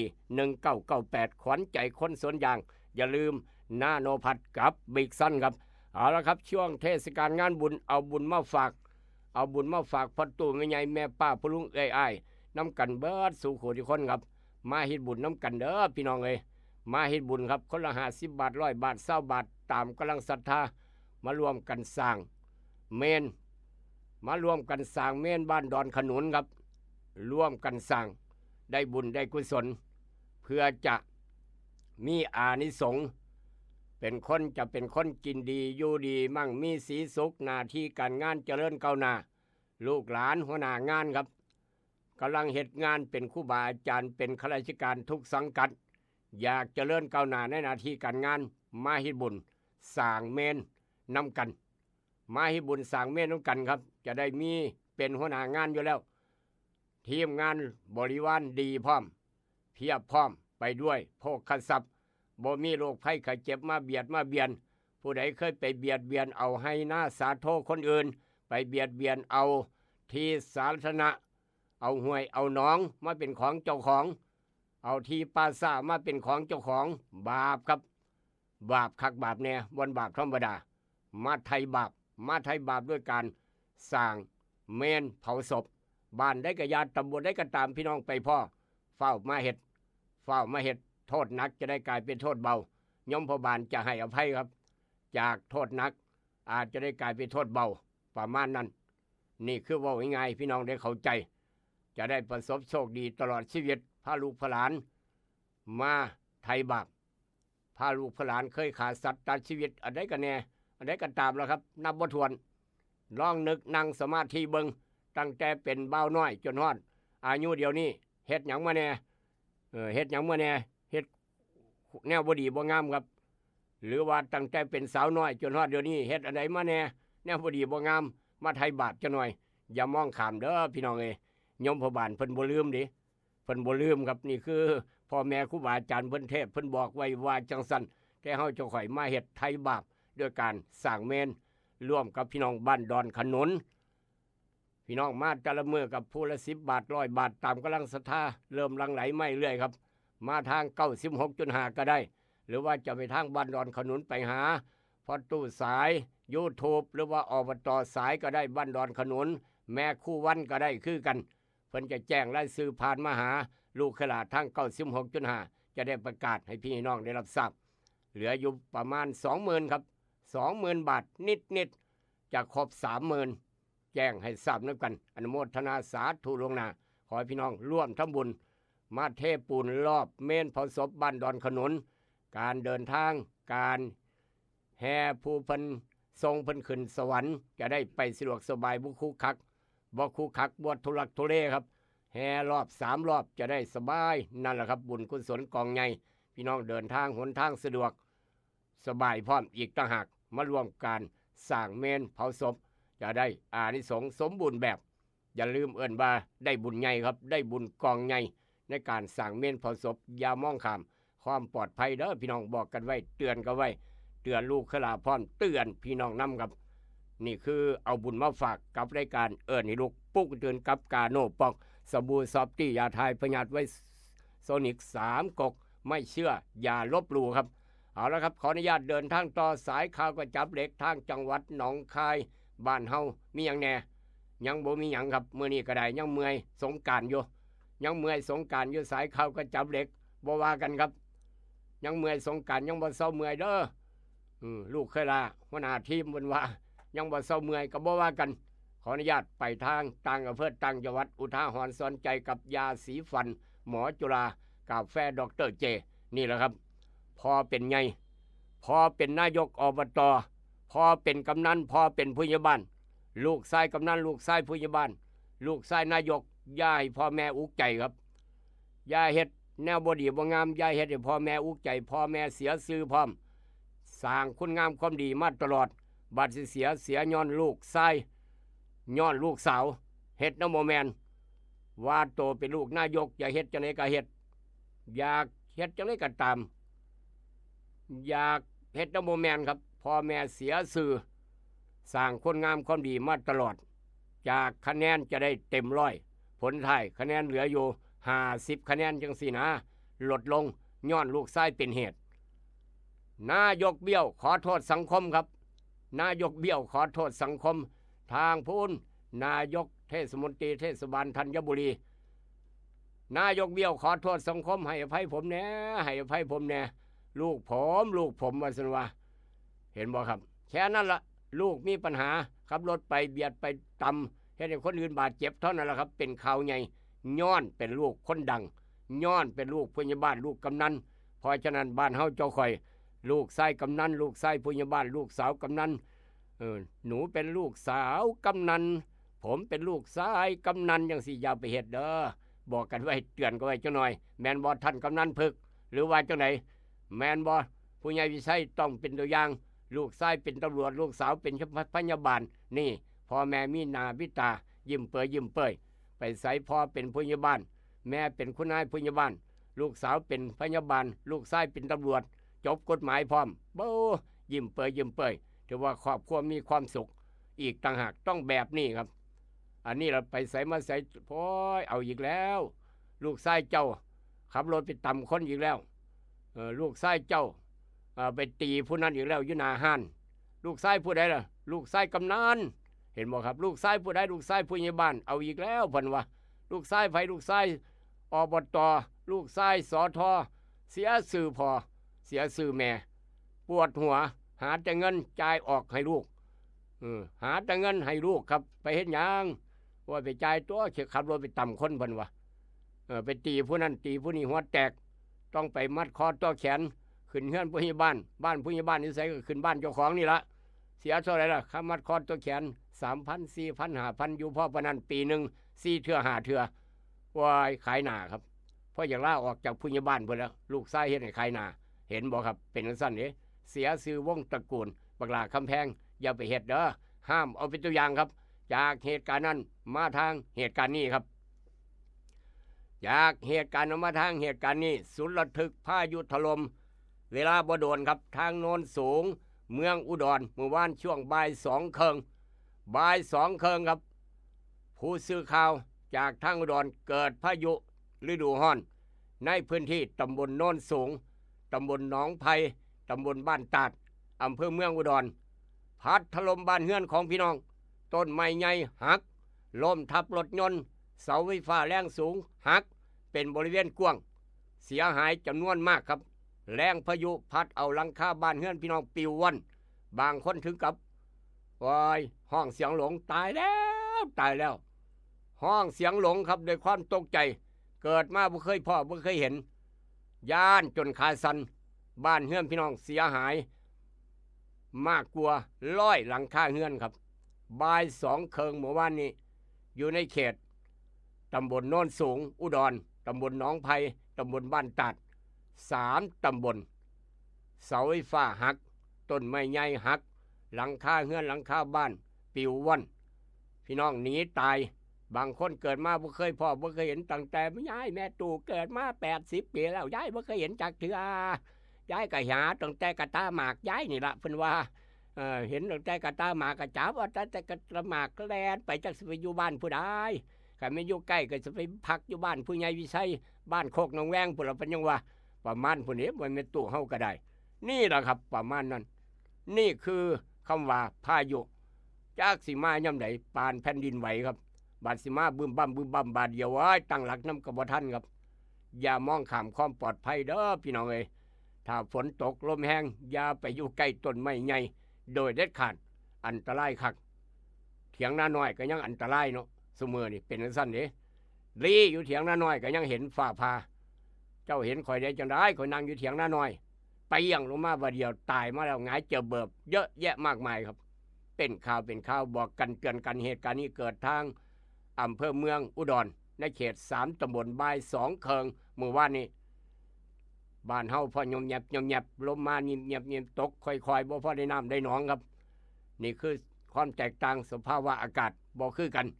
จากทางเมืองอุดรเดินทางต่อกับกาโน่ปอกสบู่ซอฟตี้ยาทายพยาธิไวรัสนิก3 กกพาพี่น้องจากเมืองอุดรตรงไปทางเมืองเกินร้อยเมืองหอโหวดเกินร้อยครับเมืองร้อยเอ็ดเมืองเกินร้อยครับผู้ละหอโหวดใหญ่ผู้ละไฟใหม่ครับไฟใหม่เจ้าที่ดับเพลิงระดมฉีดน้ำสกัดเพลิงไฟใหม่ล้านยังครับล้านเฮ็ดเบาะรถลมแห้งบัดนี้ไฟใหม่ปั๊บเท่านั้นแหละครับใหม่เบาะเสื้อเพลิงอยู่แล้วครับว่าเบาะเฮ็ดรถจักมอเตอร์ไซค์รถใหญ่ลมมาบัดนี้ไฟลามใหม่บ้านวอดสูญหายหลายล้านบาทครับช่วงเวลาประมาณ 16:40 นาทีเมื่อวานนี้เจ้าหน้าที่ตำรวจโรงพักเมืองร้อยเอ็ดจังหวัดร้อยเอ็ดรับแจ้งเหตุไฟไหม้ล้านเฮ็ดเบาะสมทรายการสั่งโอ้โหซอย4ถนนตำบลในเมืองอำเภอเมืองร้อยเอ็ดประสานงานเจ้าที่ดับเพลิงศูนย์ป้องกันปภ.นี่แหละครับรถดับเพลิงหน้าแรงต้องพร้อมเสมอรถดับเพลิงทุกอบต.เทศบาลต้องพร้อมเสมอครับต้องพร้อมเสมอหันหน้าออกน้ำเต็มอย่าชะล่าใจอย่าประมาทมองเกิดเหตุพ่อไฟไหม้ล้านเฮ็ดเบาะซึ่งเป็นอาคารชั้นเดียว5 ห้องอย่างนักไฟลามเผาเครื่องเย็บเบาะนับ10 เครื่องเรียบร้อย รถมอเตอร์ไซค์2 คันครับรถยนต์ฮอนด้าที่จอดอยู่ด้านหน้ารถกำลังถูกไฟเผาบริเวณซุ้มล้อหน้าด้านหน้ากำลังไหม้ครับเพราะว่าเพิ่นเอารถไปเฮ็ดเบาะเจ้าที่ซอยกันหามออกมาครับหามออกมาก่อนระดมฉีดน้ำสกัดขยายวงกว้างลามไปติดบ้านพักอีก2 สั้นอยู่ติดกันใช้เวลาอยู่ประมาณชั่วโมงกว่าควบคุมไว้ได้นั่นคือทางเมืองเกินร้อยจังหวัดร้อยเอ็ดเกิดจากล้านเย็บเบาะมอเตอร์ไซค์รถใหญ่ครับเป็นจังสั้นที่พี่น้องบัดสิเกิดปื้มบึ้มบั่มบาดเดียวตั้งหลักน้ำบ่ทันครับอย่ามองข้ามความปลอดภัยจุดธูปจุดเทียนหิ่งพระหั่นพระแม้กระทั่งกาน้ำห้อนปักพัดหลอกพัดลมทุกอย่างทุกแนวอย่ามองข้ามความปลอดภัยโดยเด็ดขาดปักฟืนปักไฟครับออกจากเฮือนจากบ้านต้องเบิ่งทุกอย่างทุกแนวทุกห้องพัดลมต้องดับต้องมอดแอร์ต้องดับต้องมอดอย่ามองข้ามความปลอดภัยโดยเด็ดขาดเตือนลูกขลาพร้อมเตือนพี่น้องน้ำครับคำว่าไฟใหม่เกิดขึ้นได้ทุกวินาทีอย่าชะล่าใจอย่าประมาทโดยเด็ดขาดจากเหตุการณ์นั้นมาทางเหตุการณ์นี้ครับนี่เห็นบ่เว้าเรื่องพัดลมเว้าเรื่องพัดลมก็มีเรื่องพัดลมมาเว้าสู่พี่น้องฟังครับพัดลมอากาศร้อนช่วงเนี้ยอากาศร้อนครับพอตู้61 ปีครับนอนอยู่บ้านผู้เดียวบ่มีลูกมีหลานอยู่นำเด้บ่มีลูกอยู่นำบ่มีหลานอยู่นำครับอยู่บ้านผู้เดียวเรานอนเดียวเปี่ยวเอกา นอนเดียวเปี่ยวเอกาอยู่บ้านผู้เดียวเพชรหยังบาดเนี่ยพี่น้องเราฮ้อนแล้วก็เสียบพัดลมครับเสียบพัดลมหมุนเบอร์ 1เบอร์ 2เบอร์ 3หมุนลั่นตันครับหมุนอยู่หั่นแล้วพัดลมปรากฏว่าบาดนี้พัดลมมันเคยจังหมุนคือกักมือดังควกๆคากๆแท้ว่าซั่นว่าพัดลมเก่าพัดลมแก่เนาะพัดลมใส่มาโดนครับมันก็ดังควกเราปักก็บ่ถอดปักพัดลมบ่ยอมถอดนี่ครับบ่ถอดซะก่อนเอาพัดลมปักกระเสียบมันก็ดังควกคากๆเราก็เลยไปซ่อมจับพัดลมมาซ่อมครับปักบ่ได้ถอดปรากฏว่าซ่อมพัดลมไปพร้อมปักบ่ได้ถอดย้อนพัดลมดังควกคากจักไปพลาดท่าใดเพราะเราอยู่ผู้เดียวครับถูกไฟฟ้าดูดไฟฟ้า220ดูดนอนสลบอยู่ผู้เดียว2 มื้ออาการสาหัสบ่มีผู้ใดฮู้ครับบ่มีผู้ใดฮู้บ่มีผู้ใดเห็นนอนหายใจแวบๆสลบสลายอยู่ผู้เดียวนั่นละเพราะอยู่บ้านผู้เดียวโธ่มาโพดบ่เหลือเถอะบาดนี้อายุ61 ปีครับซ่อมพัดลมปักบ่ถอดพลาดท่าถูกไฟดูดนอนสลบอยู่2 มื้อยังกำสายไฟครับอาการสาหัสบ่มีผู้ใดฮู้บ่มีผู้ใดเห็นที่ทำการทำงานก็โทรหาเจ้าของที่พักให้มาซอยเบิงหลังบ่มาเฮ็ดงาน2 มื้อเราก็ได้เหตุการณ์นี้เกิดทางอำเภอพานทองจังหวัดชลบุรีอายุ61 ปีคนไปพ่อครับไปพ่อก้อนหมู่หงายท้องมือเก่งหากแอะอยู่เบิดสติอยู่ในอาการกลกอกเจ้าหน้าที่ซอยนำส่งโรงพยาบาลปั๊มหัวใจทันทีครับนำส่งโรงพยาบาลพร้อมว้ายบ่ตายจังค่อยยังพี่น้องเอ้ยไฟดูดเราไปพลาดท่าใดบาดนี้มาโพดมือเหลือเถอะเนาะเป็นอยู่ผู้เดียวบ่มีผู้ใดเห็นครับบ่มีผู้ใดเห็นจักคนย้อนบ่ไปเฮ็ดงานหมู่ก็เลยถามหาก็เลยนำมาฮอดบ้านมาเห็นนอนแอ่งแม่งหายใจแวบๆอยู่ว้ายหน้าเขียวหน้าแลเป็นตาย่านเอิ้นคนมาซอยหามส่งโรงพยาบาลดีครับยังบุญมีวาสนาส่งพี่น้องมาเห็นมาพอย้อนอยู่บ้านผู้เดียวบ่มีลูกมีหลานอยู่นำครับอย่าประมาทเด้อซ่อมเครื่องใช้ไฟฟ้าบ่ว่าซ่อมปั๊มน้ำบ่ว่าซ่อมพัดลมซ่อมหยังกะอย่าพี่น้องต้องถอดปลั๊กซะก่อนค่อยซ่อมครับถ้ายังบ่ถอดปลั๊กอย่าไปซ่อมอันตรายครับย่านไฟดูดไฟหัวเอาบอกกันไว้เตือนกันไว้เบิดทุกคนครับเตือนลูกคือลาพร้อมเตือนพี่น้องนำจากเหตุการณ์นั้นมาทางเหตุการณ์นี้ บาปบุญคุณโทษความตายแขนคอดทุกบาดยางครับแม่ตู้ความตายแขนคอดทุกบาดยางเป็นอย่างคือว่าจังสันลมพัดครับลมพัดลมแห้งมาคือฝนสิตกเทวสันว่าฝนสิตกฝนตกย่านเปียกฝนสิตกย่านเปียกขี่มอไซค์ครับก็เลยหลบฝนไปอยู่ไสไปอยู่ศาลาข้างทางครับเอิ้นว่าศาลาริมทางครับบ่แม่นศาลาแก้ปัญหาหัวใจเด้นี่คือศาลาริมทางของทางหลวงเพิ่นของถนนเพิ่นก็ได้จอดมอไซค์ครับย่านเจ้าของเปียกจอดมอไซค์อยู่ด้านหน้าศาลาริมถนนบาดนี้เจ้าของก็ลงไปนั่งพักอยู่ในศาลาครับศาลาหลังนี้มันมีต้นไม้ใหญ่อยู่ใกล้ๆกับศาลาพี่น้องเอ้ยผ่านเทวดาสั่งครับขี่รถมาศาลาหลังนี้มีต้นไม้ใหญ่อยู่ใกล้ๆกับศาลาห่างจากศาลาบ่ฮอด3 เมตร 4 เมตรเราเลยไปนั่งพักนั่งไปนั่งมาครับฝนเศร้าจะน้อยก่อนฝนหยุดก่อนลมแห้งโพดอันตรายคักอีกบ่โดนครับต้นไม้ใหญ่นั่นล่ะเป็นเหตุ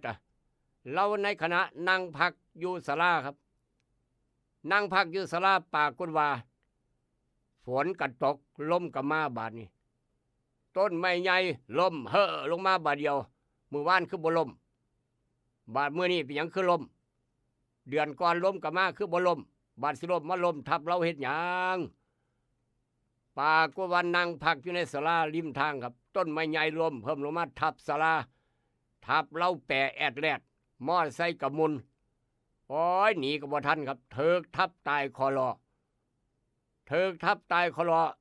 คนมานำคือไผครับพอสรุปว่าผัวขับเด้พาเมียพักอยู่ศาลาเนาะผัวรอดเมียตายครับมอไซค์มุนนี่คือคำว่าความตายแขนคอดทุกบัดยางเมียตายฆ่าทีย้อนต้นไม้ใหญ่ล้มทับศาลาข้างทางครับผัวรอดบุดวิดมอไซค์ด้านหน้ามุนอ้อยะต้นไม้ขนาดใหญ่เป็นต้นสนครับต้นสนใหญ่ปาดโถมาโพดมาเหลือเหตุการณ์นี้เกิดอยู่ทางใดบ้านใดเมืองใดจังหวัดพัทลุงครับอำเภอปาบ่อนเห็นบอกความตายเปียงคือแวะหันคือบ่ไปแวะทั้งหน้าพุ่นเปียงก็มาแวะมองหารนี่แหละครับป่านเทวดาสั่งยมบาลสั่งเจ้าต้องพาเมียแวะอยู่หม้องนี้ข่อยสิมาเมียเจ้าแล้วเอาเมียเจ้ากลับบ้านเกิดเมืองนอนหม้องเก่าแล้วหรือว่าจังได๋ทุกมื้อก็คือบ่แวะลมค่อยๆเปียงคือแวะหม้องนี้ศาลาด้านหน้าก็มีคือการเปียงคือบ่ไปแวะเปียงคือมาแวะศาลาหลังนี้ครับบ่าย3มื้อวานนี้ตายครับผัวรอดบุดวิดเป็นข่าวเอามาเว้าสู่กันฟังเป็นอุทาหรณ์สอนใจเพราะฉะนั้นความตายแขนคอดทุกบาดยางวันนี้ทำบุญหรือยังวันนี้ทำดีหรือยังวันนี้ต่อสะพานบุญต่ออายุกันแล้วบ่อย่ามองข้ามความปลอดภัยเด้อพี่น้องเอ้ยจากเหตุการณ์มาทางเหตุการณ์นี้มื้อวานพี่น้องจำได้บ่ครับงัวเลี้ยงงัวซุมื้อขาเจ้าของงัวเจ้าของขาเจ้าของตายขารอบแรกบ่ตายไปโรงพยาบาลกลับมาขารอบ2พอตู้ค่อยตายครับอันนี้คือกันกบครับกอไก่บ่ใบไม้กบอบพี่น้องเอ้ยอบเอฟโอ้ยกบมาเลี้ยงกบแม่กบผู้เนาะตัวผู้ตัวแม่ห้องบ่คือกันเด้อกบตัวผู้ตัวแม่ห้องบ่คือกันเด้เราเป็นคนซื้อกบครับซื้อกบมาจากตลาดซื้อกบตัวใหญ่ครับกบเอฟใหญ่มาจากตลาดปาดตัวใหญ่บนตัวละ5 ขีดบนนี้ซื้อกบมาจากตลาดไม่เฮ็ดกับข้าวไม่เฮ็ดอาหารบ่ทันเฮ็ดกินปากฏว่าซื้อกบมาจากตลาดเราไม่เฮ็ดจังไดครับซื้อมาจากพ่อค้าแม่ค้า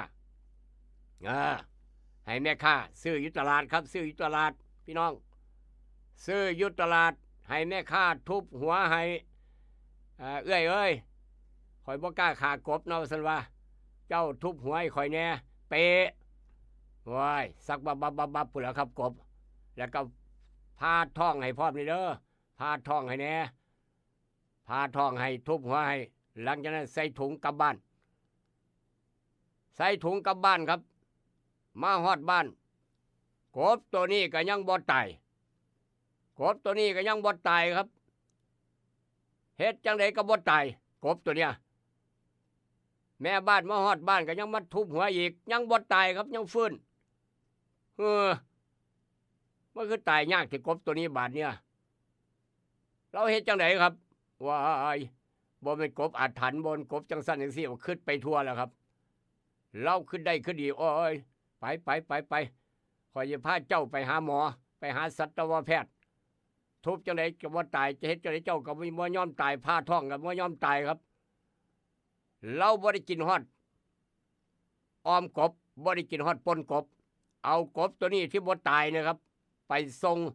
พาไปรักษาไปหาสัตวแพทย์รักษาแล้วก็ปรากฏว่ากบรอดครับกบรอดยังบ่ตายเท่าซุมื้อนี้กบก็ได้เดี๋ยวนี้ก็ยังบ่ตายเสร็จจ่ายค่ารักษาพยาบาลเรียบร้อยจากโรงพยาบาล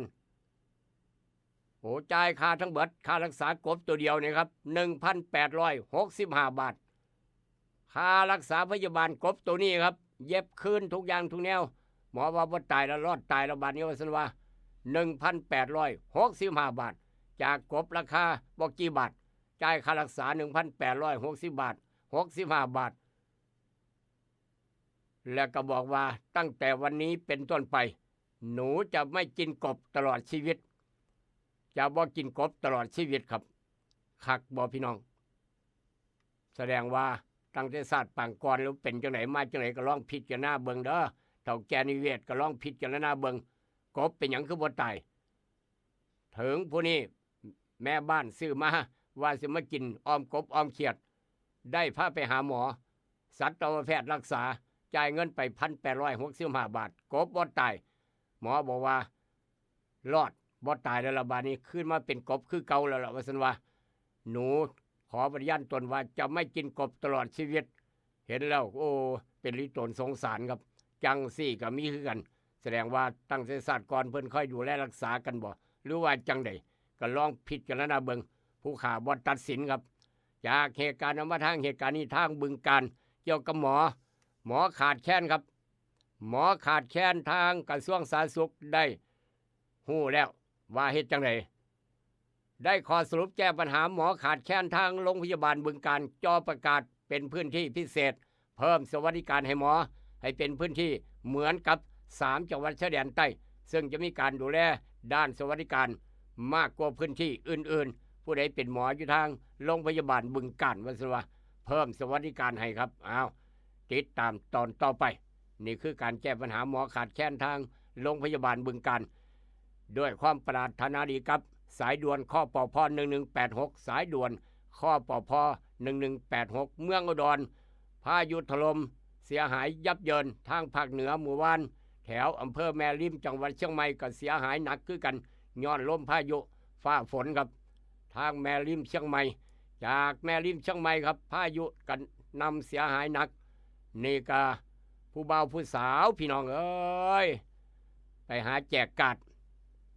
ผู้บ่าวผู้สาวไปหาแจกการ์ดจัดแต่งงานกันบุญเดือน6เดือน6แล้วสงกรานต์เรียบร้อยจะฮอดเดือน6สายนี้เข้ามาเป็นหยังน้อบาดนี้เนาะควรให้หอยอีกบ่หรือว่าจังได๋หวัดดีครับ สวัสดีครับอาจารย์ครับ ครับ เอาอีกแล้วประเภทป่วนคนนอนหลับนี่ แม่นหยังล่ะบาดนี้ มอเตอร์ไซค์5คันบ่น่ะมันเบิ้นกันอยู่ตั้งแต่ตี1 10นาทีเมื่อคืนนี่อาจารย์ บอก ครับ ว่าถ่ายรูปไว้ โอ้ลูกก็บ่ทันดีอยู่ตัวเพิ่นมีสายตรวจมาออกมาพอดีจังหวะนี้พอดีอาจารย์ แม่นบ่ ครับมาครับ เงียบลงอยู่หน่อยนึงโอ้โทแล่นไปแล่นมาอยู่นี่4 5 6คันพุ่นน่ะ เพิ่นแล่นเฮ็ดหยังล่ะ แข่งกันล่ะครับอาจารย์ ว่าเราไปเอาน้ำมันมาได้ไส โอ้สั่นเป็นถึงบางครั้งก็เงียบไปแล้วนะบัดนี้มาอีกแล้วเมื่อคืนนี่ หรือว่าเอาน้ำโขงเติมได้บ่ ผมคิดว่าซั่นล่ะครับอาจารย์ โอ้ครับ โอ้เสียงเบิ่งฟังเสียงเว้ากันน่ะผมว่าบ่แม่นไทยบ้านเฮานะคนทางใดนี่ล่ะอาจารย์ ปานนั้นบ่ฟังเสียงก็ฮู้จักตัวนี้ ก็ฟังเสียงเว้ากันนี่นะ โอ้ เป็นเนื้อๆจังได๋นี่ แม่นบ่ ครับ โอ้แย่หลายอาจารย์เลยที่ดีสายตรวจมาเมื่อคืนนี่เงียบไปละวัน ครับครับ ครับขอบคุณครับอาจารย์ครับว่าไว้ครับอาจารย์ ขอบคุณสายตรวจเพิ่นแหน่ ขอบคุณสายตรวจหลายกันเด้อครับเมื่อคืนนี่ครับพอดีเพิ่นออกมาพอดีครับอาจารย์ สายตรวจโรงพักศรีเชียงใหม่ดิหั่นน่ะ ครับสายตรวจโรงพักศรีเชียงใหม่ครับอาจารย์มาเมื่อคืนนี่ ครับ ครับขอบคุณเจ้าหน้าที่เพิ่นหลายครับอาจารย์ครับ ผมสวัสดีครับ ครับสวัสดีครับอาจารย์ครับ ครับนั่นคือลูกหลานบ่หลับบ่นอนครับขี่มอเตอร์ไซค์แข่งกัน สงสัยเอาน้ำโขงเป็นน้ำมันแทนน้ำมันบ่น้ำโขงเติมแทนบ่เงินออกมาใส่บ่ฮู้จักล่ะขอพ่อขอแม่หรือจังไดบ่ฮู้จักพ่อแม่นี่อุกใจครับป่านนี้นอนยังบ่ตื่นอีกต่างหากเด้อหั่นนอนตื่นสวยครับจากเหตุการณ์เว้าเรื่องเจ้าบ่าวสาวนี่เดือน6จะแต่งงานแล้วครับได้เวลาแต่งงานแล้วก็เลยพากันแจกการ์ดหนุ่มพาสาวแจกการ์ดขับรถเก๋งไปแจกการ์ดปรากฏว่าเสียหลักขับเร็วกลับบ้านเสียหลักย่ำมื้อคืนครับแจกการ์ดจนค่ำแล้วก็พากันไปหาเที่ยวต่อก็ขับบ้านขับรถกลับบ้านแล่นต่ำเสาไฟฟ้าครับรถเก๋งนั่นแหละครับหนุ่มพาสาวไปหาแจกการ์ดแล่นต่ำเสาไฟฟ้าปรากฏว่ารถมุนเอเล่คนกับมุนเอเล่ผู้สาวก็ตายผู้เบาก็ตายพี่น้องพ่อแม่ทราบข่าวเป็นล้มเป็นแรงฝ่ายพ่อแม่สาวก็เป็นล้มเป็นแรงฝ่ายพ่อแม่เจ้าเบาก็เป็นล้มเป็นแรงรถเก๋งมุนอ้อยเหาะนี่คืออุบัติเหตุเพศภัยครับความตายแขนคอถูกบาดยางอย่าลืมเหตุประกันภัยไว้นี่เด้อสายด่วนข้อปพ1186เป็นห่วงเหตุการณ์นี้เกิดทางนครศรีธรรมราชระมัดระวังขับรถขับราโดยเฉพาะไปแจกการเจ้าบ่าวเจ้าสาวบ่ขี่มอเตอร์ไซค์รถใหญ่อันตรายครับเพิ่นว่าเป็นอาถรรพ์ตัวเพิ่นว่าเป็นอาถรรพ์เพราะฉะนั้นอย่าไม่เชื่ออย่าลบหลู่ครับช่วงนี้ทางสปทเปิดสอบครูบาอาจารย์ครูผู้ซอย241เขตพื้นที่การศึกษาเปิดรับ 2,800 อัตราสมัครบ่น้อยบ่หลาย 17,000 คนครับไปสมัครสอบ 17,000 รับได้เพียง 2,800 สอบขอเขียนวันที่10พฤษภาคมประกาศผล15พฤษภาคมบรรจุแต่งตั้ง22พฤษภาคมบริสุทธิ์ยุติธรรมโปร่งใสตรวจสอบได้เพิ่นว่าอย่ามีปัญหาเด้ออย่าได้สอบใหม่อย่าเสียกำลังใจอ่านหนังสืออ่านยากแท้ๆที่สอบได้คนสอบได้ต้องอ่านหนังสือคักๆจากเหตุการณ์นั้นมาทางเหตุการณ์นี้ครับปิดตำนานเรียบร้อยนี่นายสั่งเอาผู้ใหญ่ใสฟังจังหน่อยเด้อผู้ใหญ่ใสป้าสักใต้เฮาหมู่4ครับพี่น้องป้าสักใต้หมู่4มาเที่ยวดอนป้าเปื่อยไม่ให้บุญดอนป้าเปื่อยตลอดปีครับขอบบุญขอบคุณหลายทางพี่น้องป้าสักใต้หมู่4ป้าสักใต้หมู่9พร้อมพากันมาเที่ยวดอนป้าเปื่อยเต็มครับแต่ละสัปดาห์แต่ละวันเสาร์วันอาทิตย์วันจันทร์ฮอดวันศุกร์มายามมื้อเช้ามายามมื้อบ่ายมาตลอดมาจากสายมาจากบ้านผู้ใหญ่ใสพุ่นละเป็นพี่น้องผู้ใหญ่ใสพร้อมบัดว่าย้อนผู้ใหญ่ใสเปิดออกข้อใจข่าวครับขอบบุญขอบคุณหลายเรียบร้อยครับ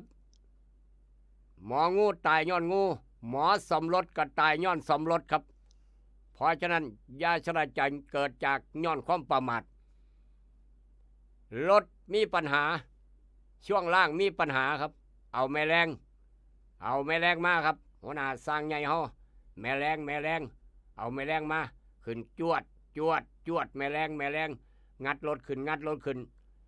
รถขึ้นสูงแม่แรงครับหลังจากนั้นนายสร้างใหญ่เอาศาสตร์มาปูข้านก้อย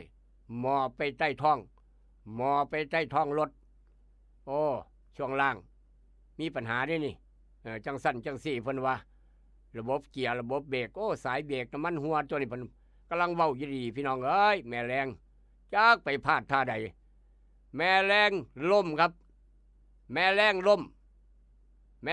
บาดเดียวเท่านั้นละบ่มีไม้ห้องล้อห้องยั้งถ่าแม่แรงขึ้นเรียบร้อยขึ้นประมาณจาก10 เซน20 เซนครับแม่แรงยกสูงยกได้ยอมรับเก่งแม่แรงเก่งหาไม่รองแหนไม่สันไม่เป็นท่อนนะเอามาห้องเผายกไว้เสมอกับแม่แรงไว้หาแม่แรงล้มมันจะได้ฆ่าไม่แมนบอผู้ใหญ่ใสหรือว่าจังไหนอันนี้ใส่แต่แม่แรงอย่างเดียวครับแม่แรงล้มเท่านั้นวาย ปรากฏว่าหน้าเอิกกำลังเบิ่งกำลังเว้าอยู่นะครับฮึมบาดเดียวเท่านั้นแม่แรงพลาดเท่าไหร่บ่ฮู้จักแม่แรงหลุดโดนทับหน้าเอิกตายคอรอครับนายสร้างใหญ่นายสร้างใหญ่สมรสมาตลอดชีวิต30 ปี40 ปีครับนายสร้างไว้เก่าผู้ใดก็ไว้วางใจแม่แรงหลุดฮึมบาดเดียวบ่มีไม้บ่มีท่อนไม้ย่างวางซ่อนไว้ทับบาดเดียวครับเรียบร้อยบ่ได้ห้องพ่อแอะหน้าเอิกแปรแอดแลดว้ายรถหนักตัวหนักเนาะเมียให้กำหม่องครับให้แล้วให้อีกเมียข่อยสิอยู่น้ำไผข่อยสิอยู่น้ำไผผู้ใดสิหาเงินให้ข่อยกินผู้ใดสิหาเงินให้ข่อยกินเจ้ามันคือไปง่ายไปอยู่เจ้าก็เป็นจังไดว่าซั่นว่าข่อยคือฝันดีอยู่ฝันว่านั่นเห็นบ่ปิดตำนานขนานแท้สร้างไว้เก่ามุดใต้ท้องรถซ่อมรถเจ๋งแม่แรงบ่เป็นใจล่มรถก็เลยทับตายคอรอครับเห็นบ่ครับเป็นจังซั่นเด้ลูกเมียก็ลูกก็ให้เมียก็ให้เบิดแน่สิเว้านี่ครับแล้วสงกรานต์ต้องมาเสียใจตลอดชีวิตเล่นสงกรานต์มาตลอดบัดสิไปย้อนมาซ่อมรถเหตุการณ์นี้อยู่แถวเขตตลิ่งชันกรุงเทพมื้อวานนี่ครับเป็นข่าวช่วงประมาณ4 ทุ่มย้อนซ่อมรถดึกเมื่อยบ่หรือจังไดบ่ฮู้จักเป็นข่าวเป็นอุทาหรณ์สอนใจด้วยความเป็นห่วงอุบัติเหตุเพศภัยเกิดขึ้นได้ทุกเสี้ยววินาทีด้วยความเป็นห่วงกับสายด่วนข้อปพ1186กาแฟดรเจยาสีฟันหมอจุฬาราคาทองคำขึ้นไปเมื่อวาน100 บาทครับ100 บาทพี่น้อง 53,250 ทองยูนิคอร์นมีตู้ 51,407 บาทสำหรับราคาหมากปาล์มบ่มีรายงานเข้ามาอย่างพาราบ่มีรายงานกันเข้ามาพยากรณ์อากาศว่าจังไดอีสานบ้านเฮาครับอีสานบ้านเฮาพยากรณ์อากาศมื้อนี้อากาศร้อนมีฟ้าอากาศร้อนจัดบางพื้นที่ฝนฟ้าคะนอง30%ของพื้นที่ส่วนมากแถวจังหวัดเลยหนองคายบึงกาฬหนองบัวลำพูอุดรสกลนครนครพนมชัยภูมิขอนแก่นกาฬสินธุ์โคราชนี่คือโอกาสฝนฟ้าคะนอง30%ของพื้นที่หนองคายบ้านเฮามีคือกันสำหรับของดีไม่น้อยก่อนจากกันเช้ามื้อนี้ครับของดีไม่น้อยเอามาเว้าสู่พี่น้องฟังนี่คือของดีไม่น้อยอย่าลืมเด้ออย่าลืมง่ายๆสบายๆของดีไม่น้อยของดีไม่น้อยครับเกี่ยวกับยาสมุนไพรไก่โตยาสมุนไพรไก่บ้านเป็นยาบำรุงหัวใจหาง่ายใบโบบกใบโบบกหรือว่าผักนอกก็สามารถเป็นยาบำรุงหัวใจใบเตยหอมกินน้ำเตยหอมใบเตยน้ำใบเตยใบโบบกนั่นครับก็ถือว่าเป็นยาบำรุงหัวใจบอกพี่น้องไว้เบิดสุขทุกคนไปแล้วครับผมลำด้วยสมานอย่าเจ็บอย่าจนสวัสดีครับ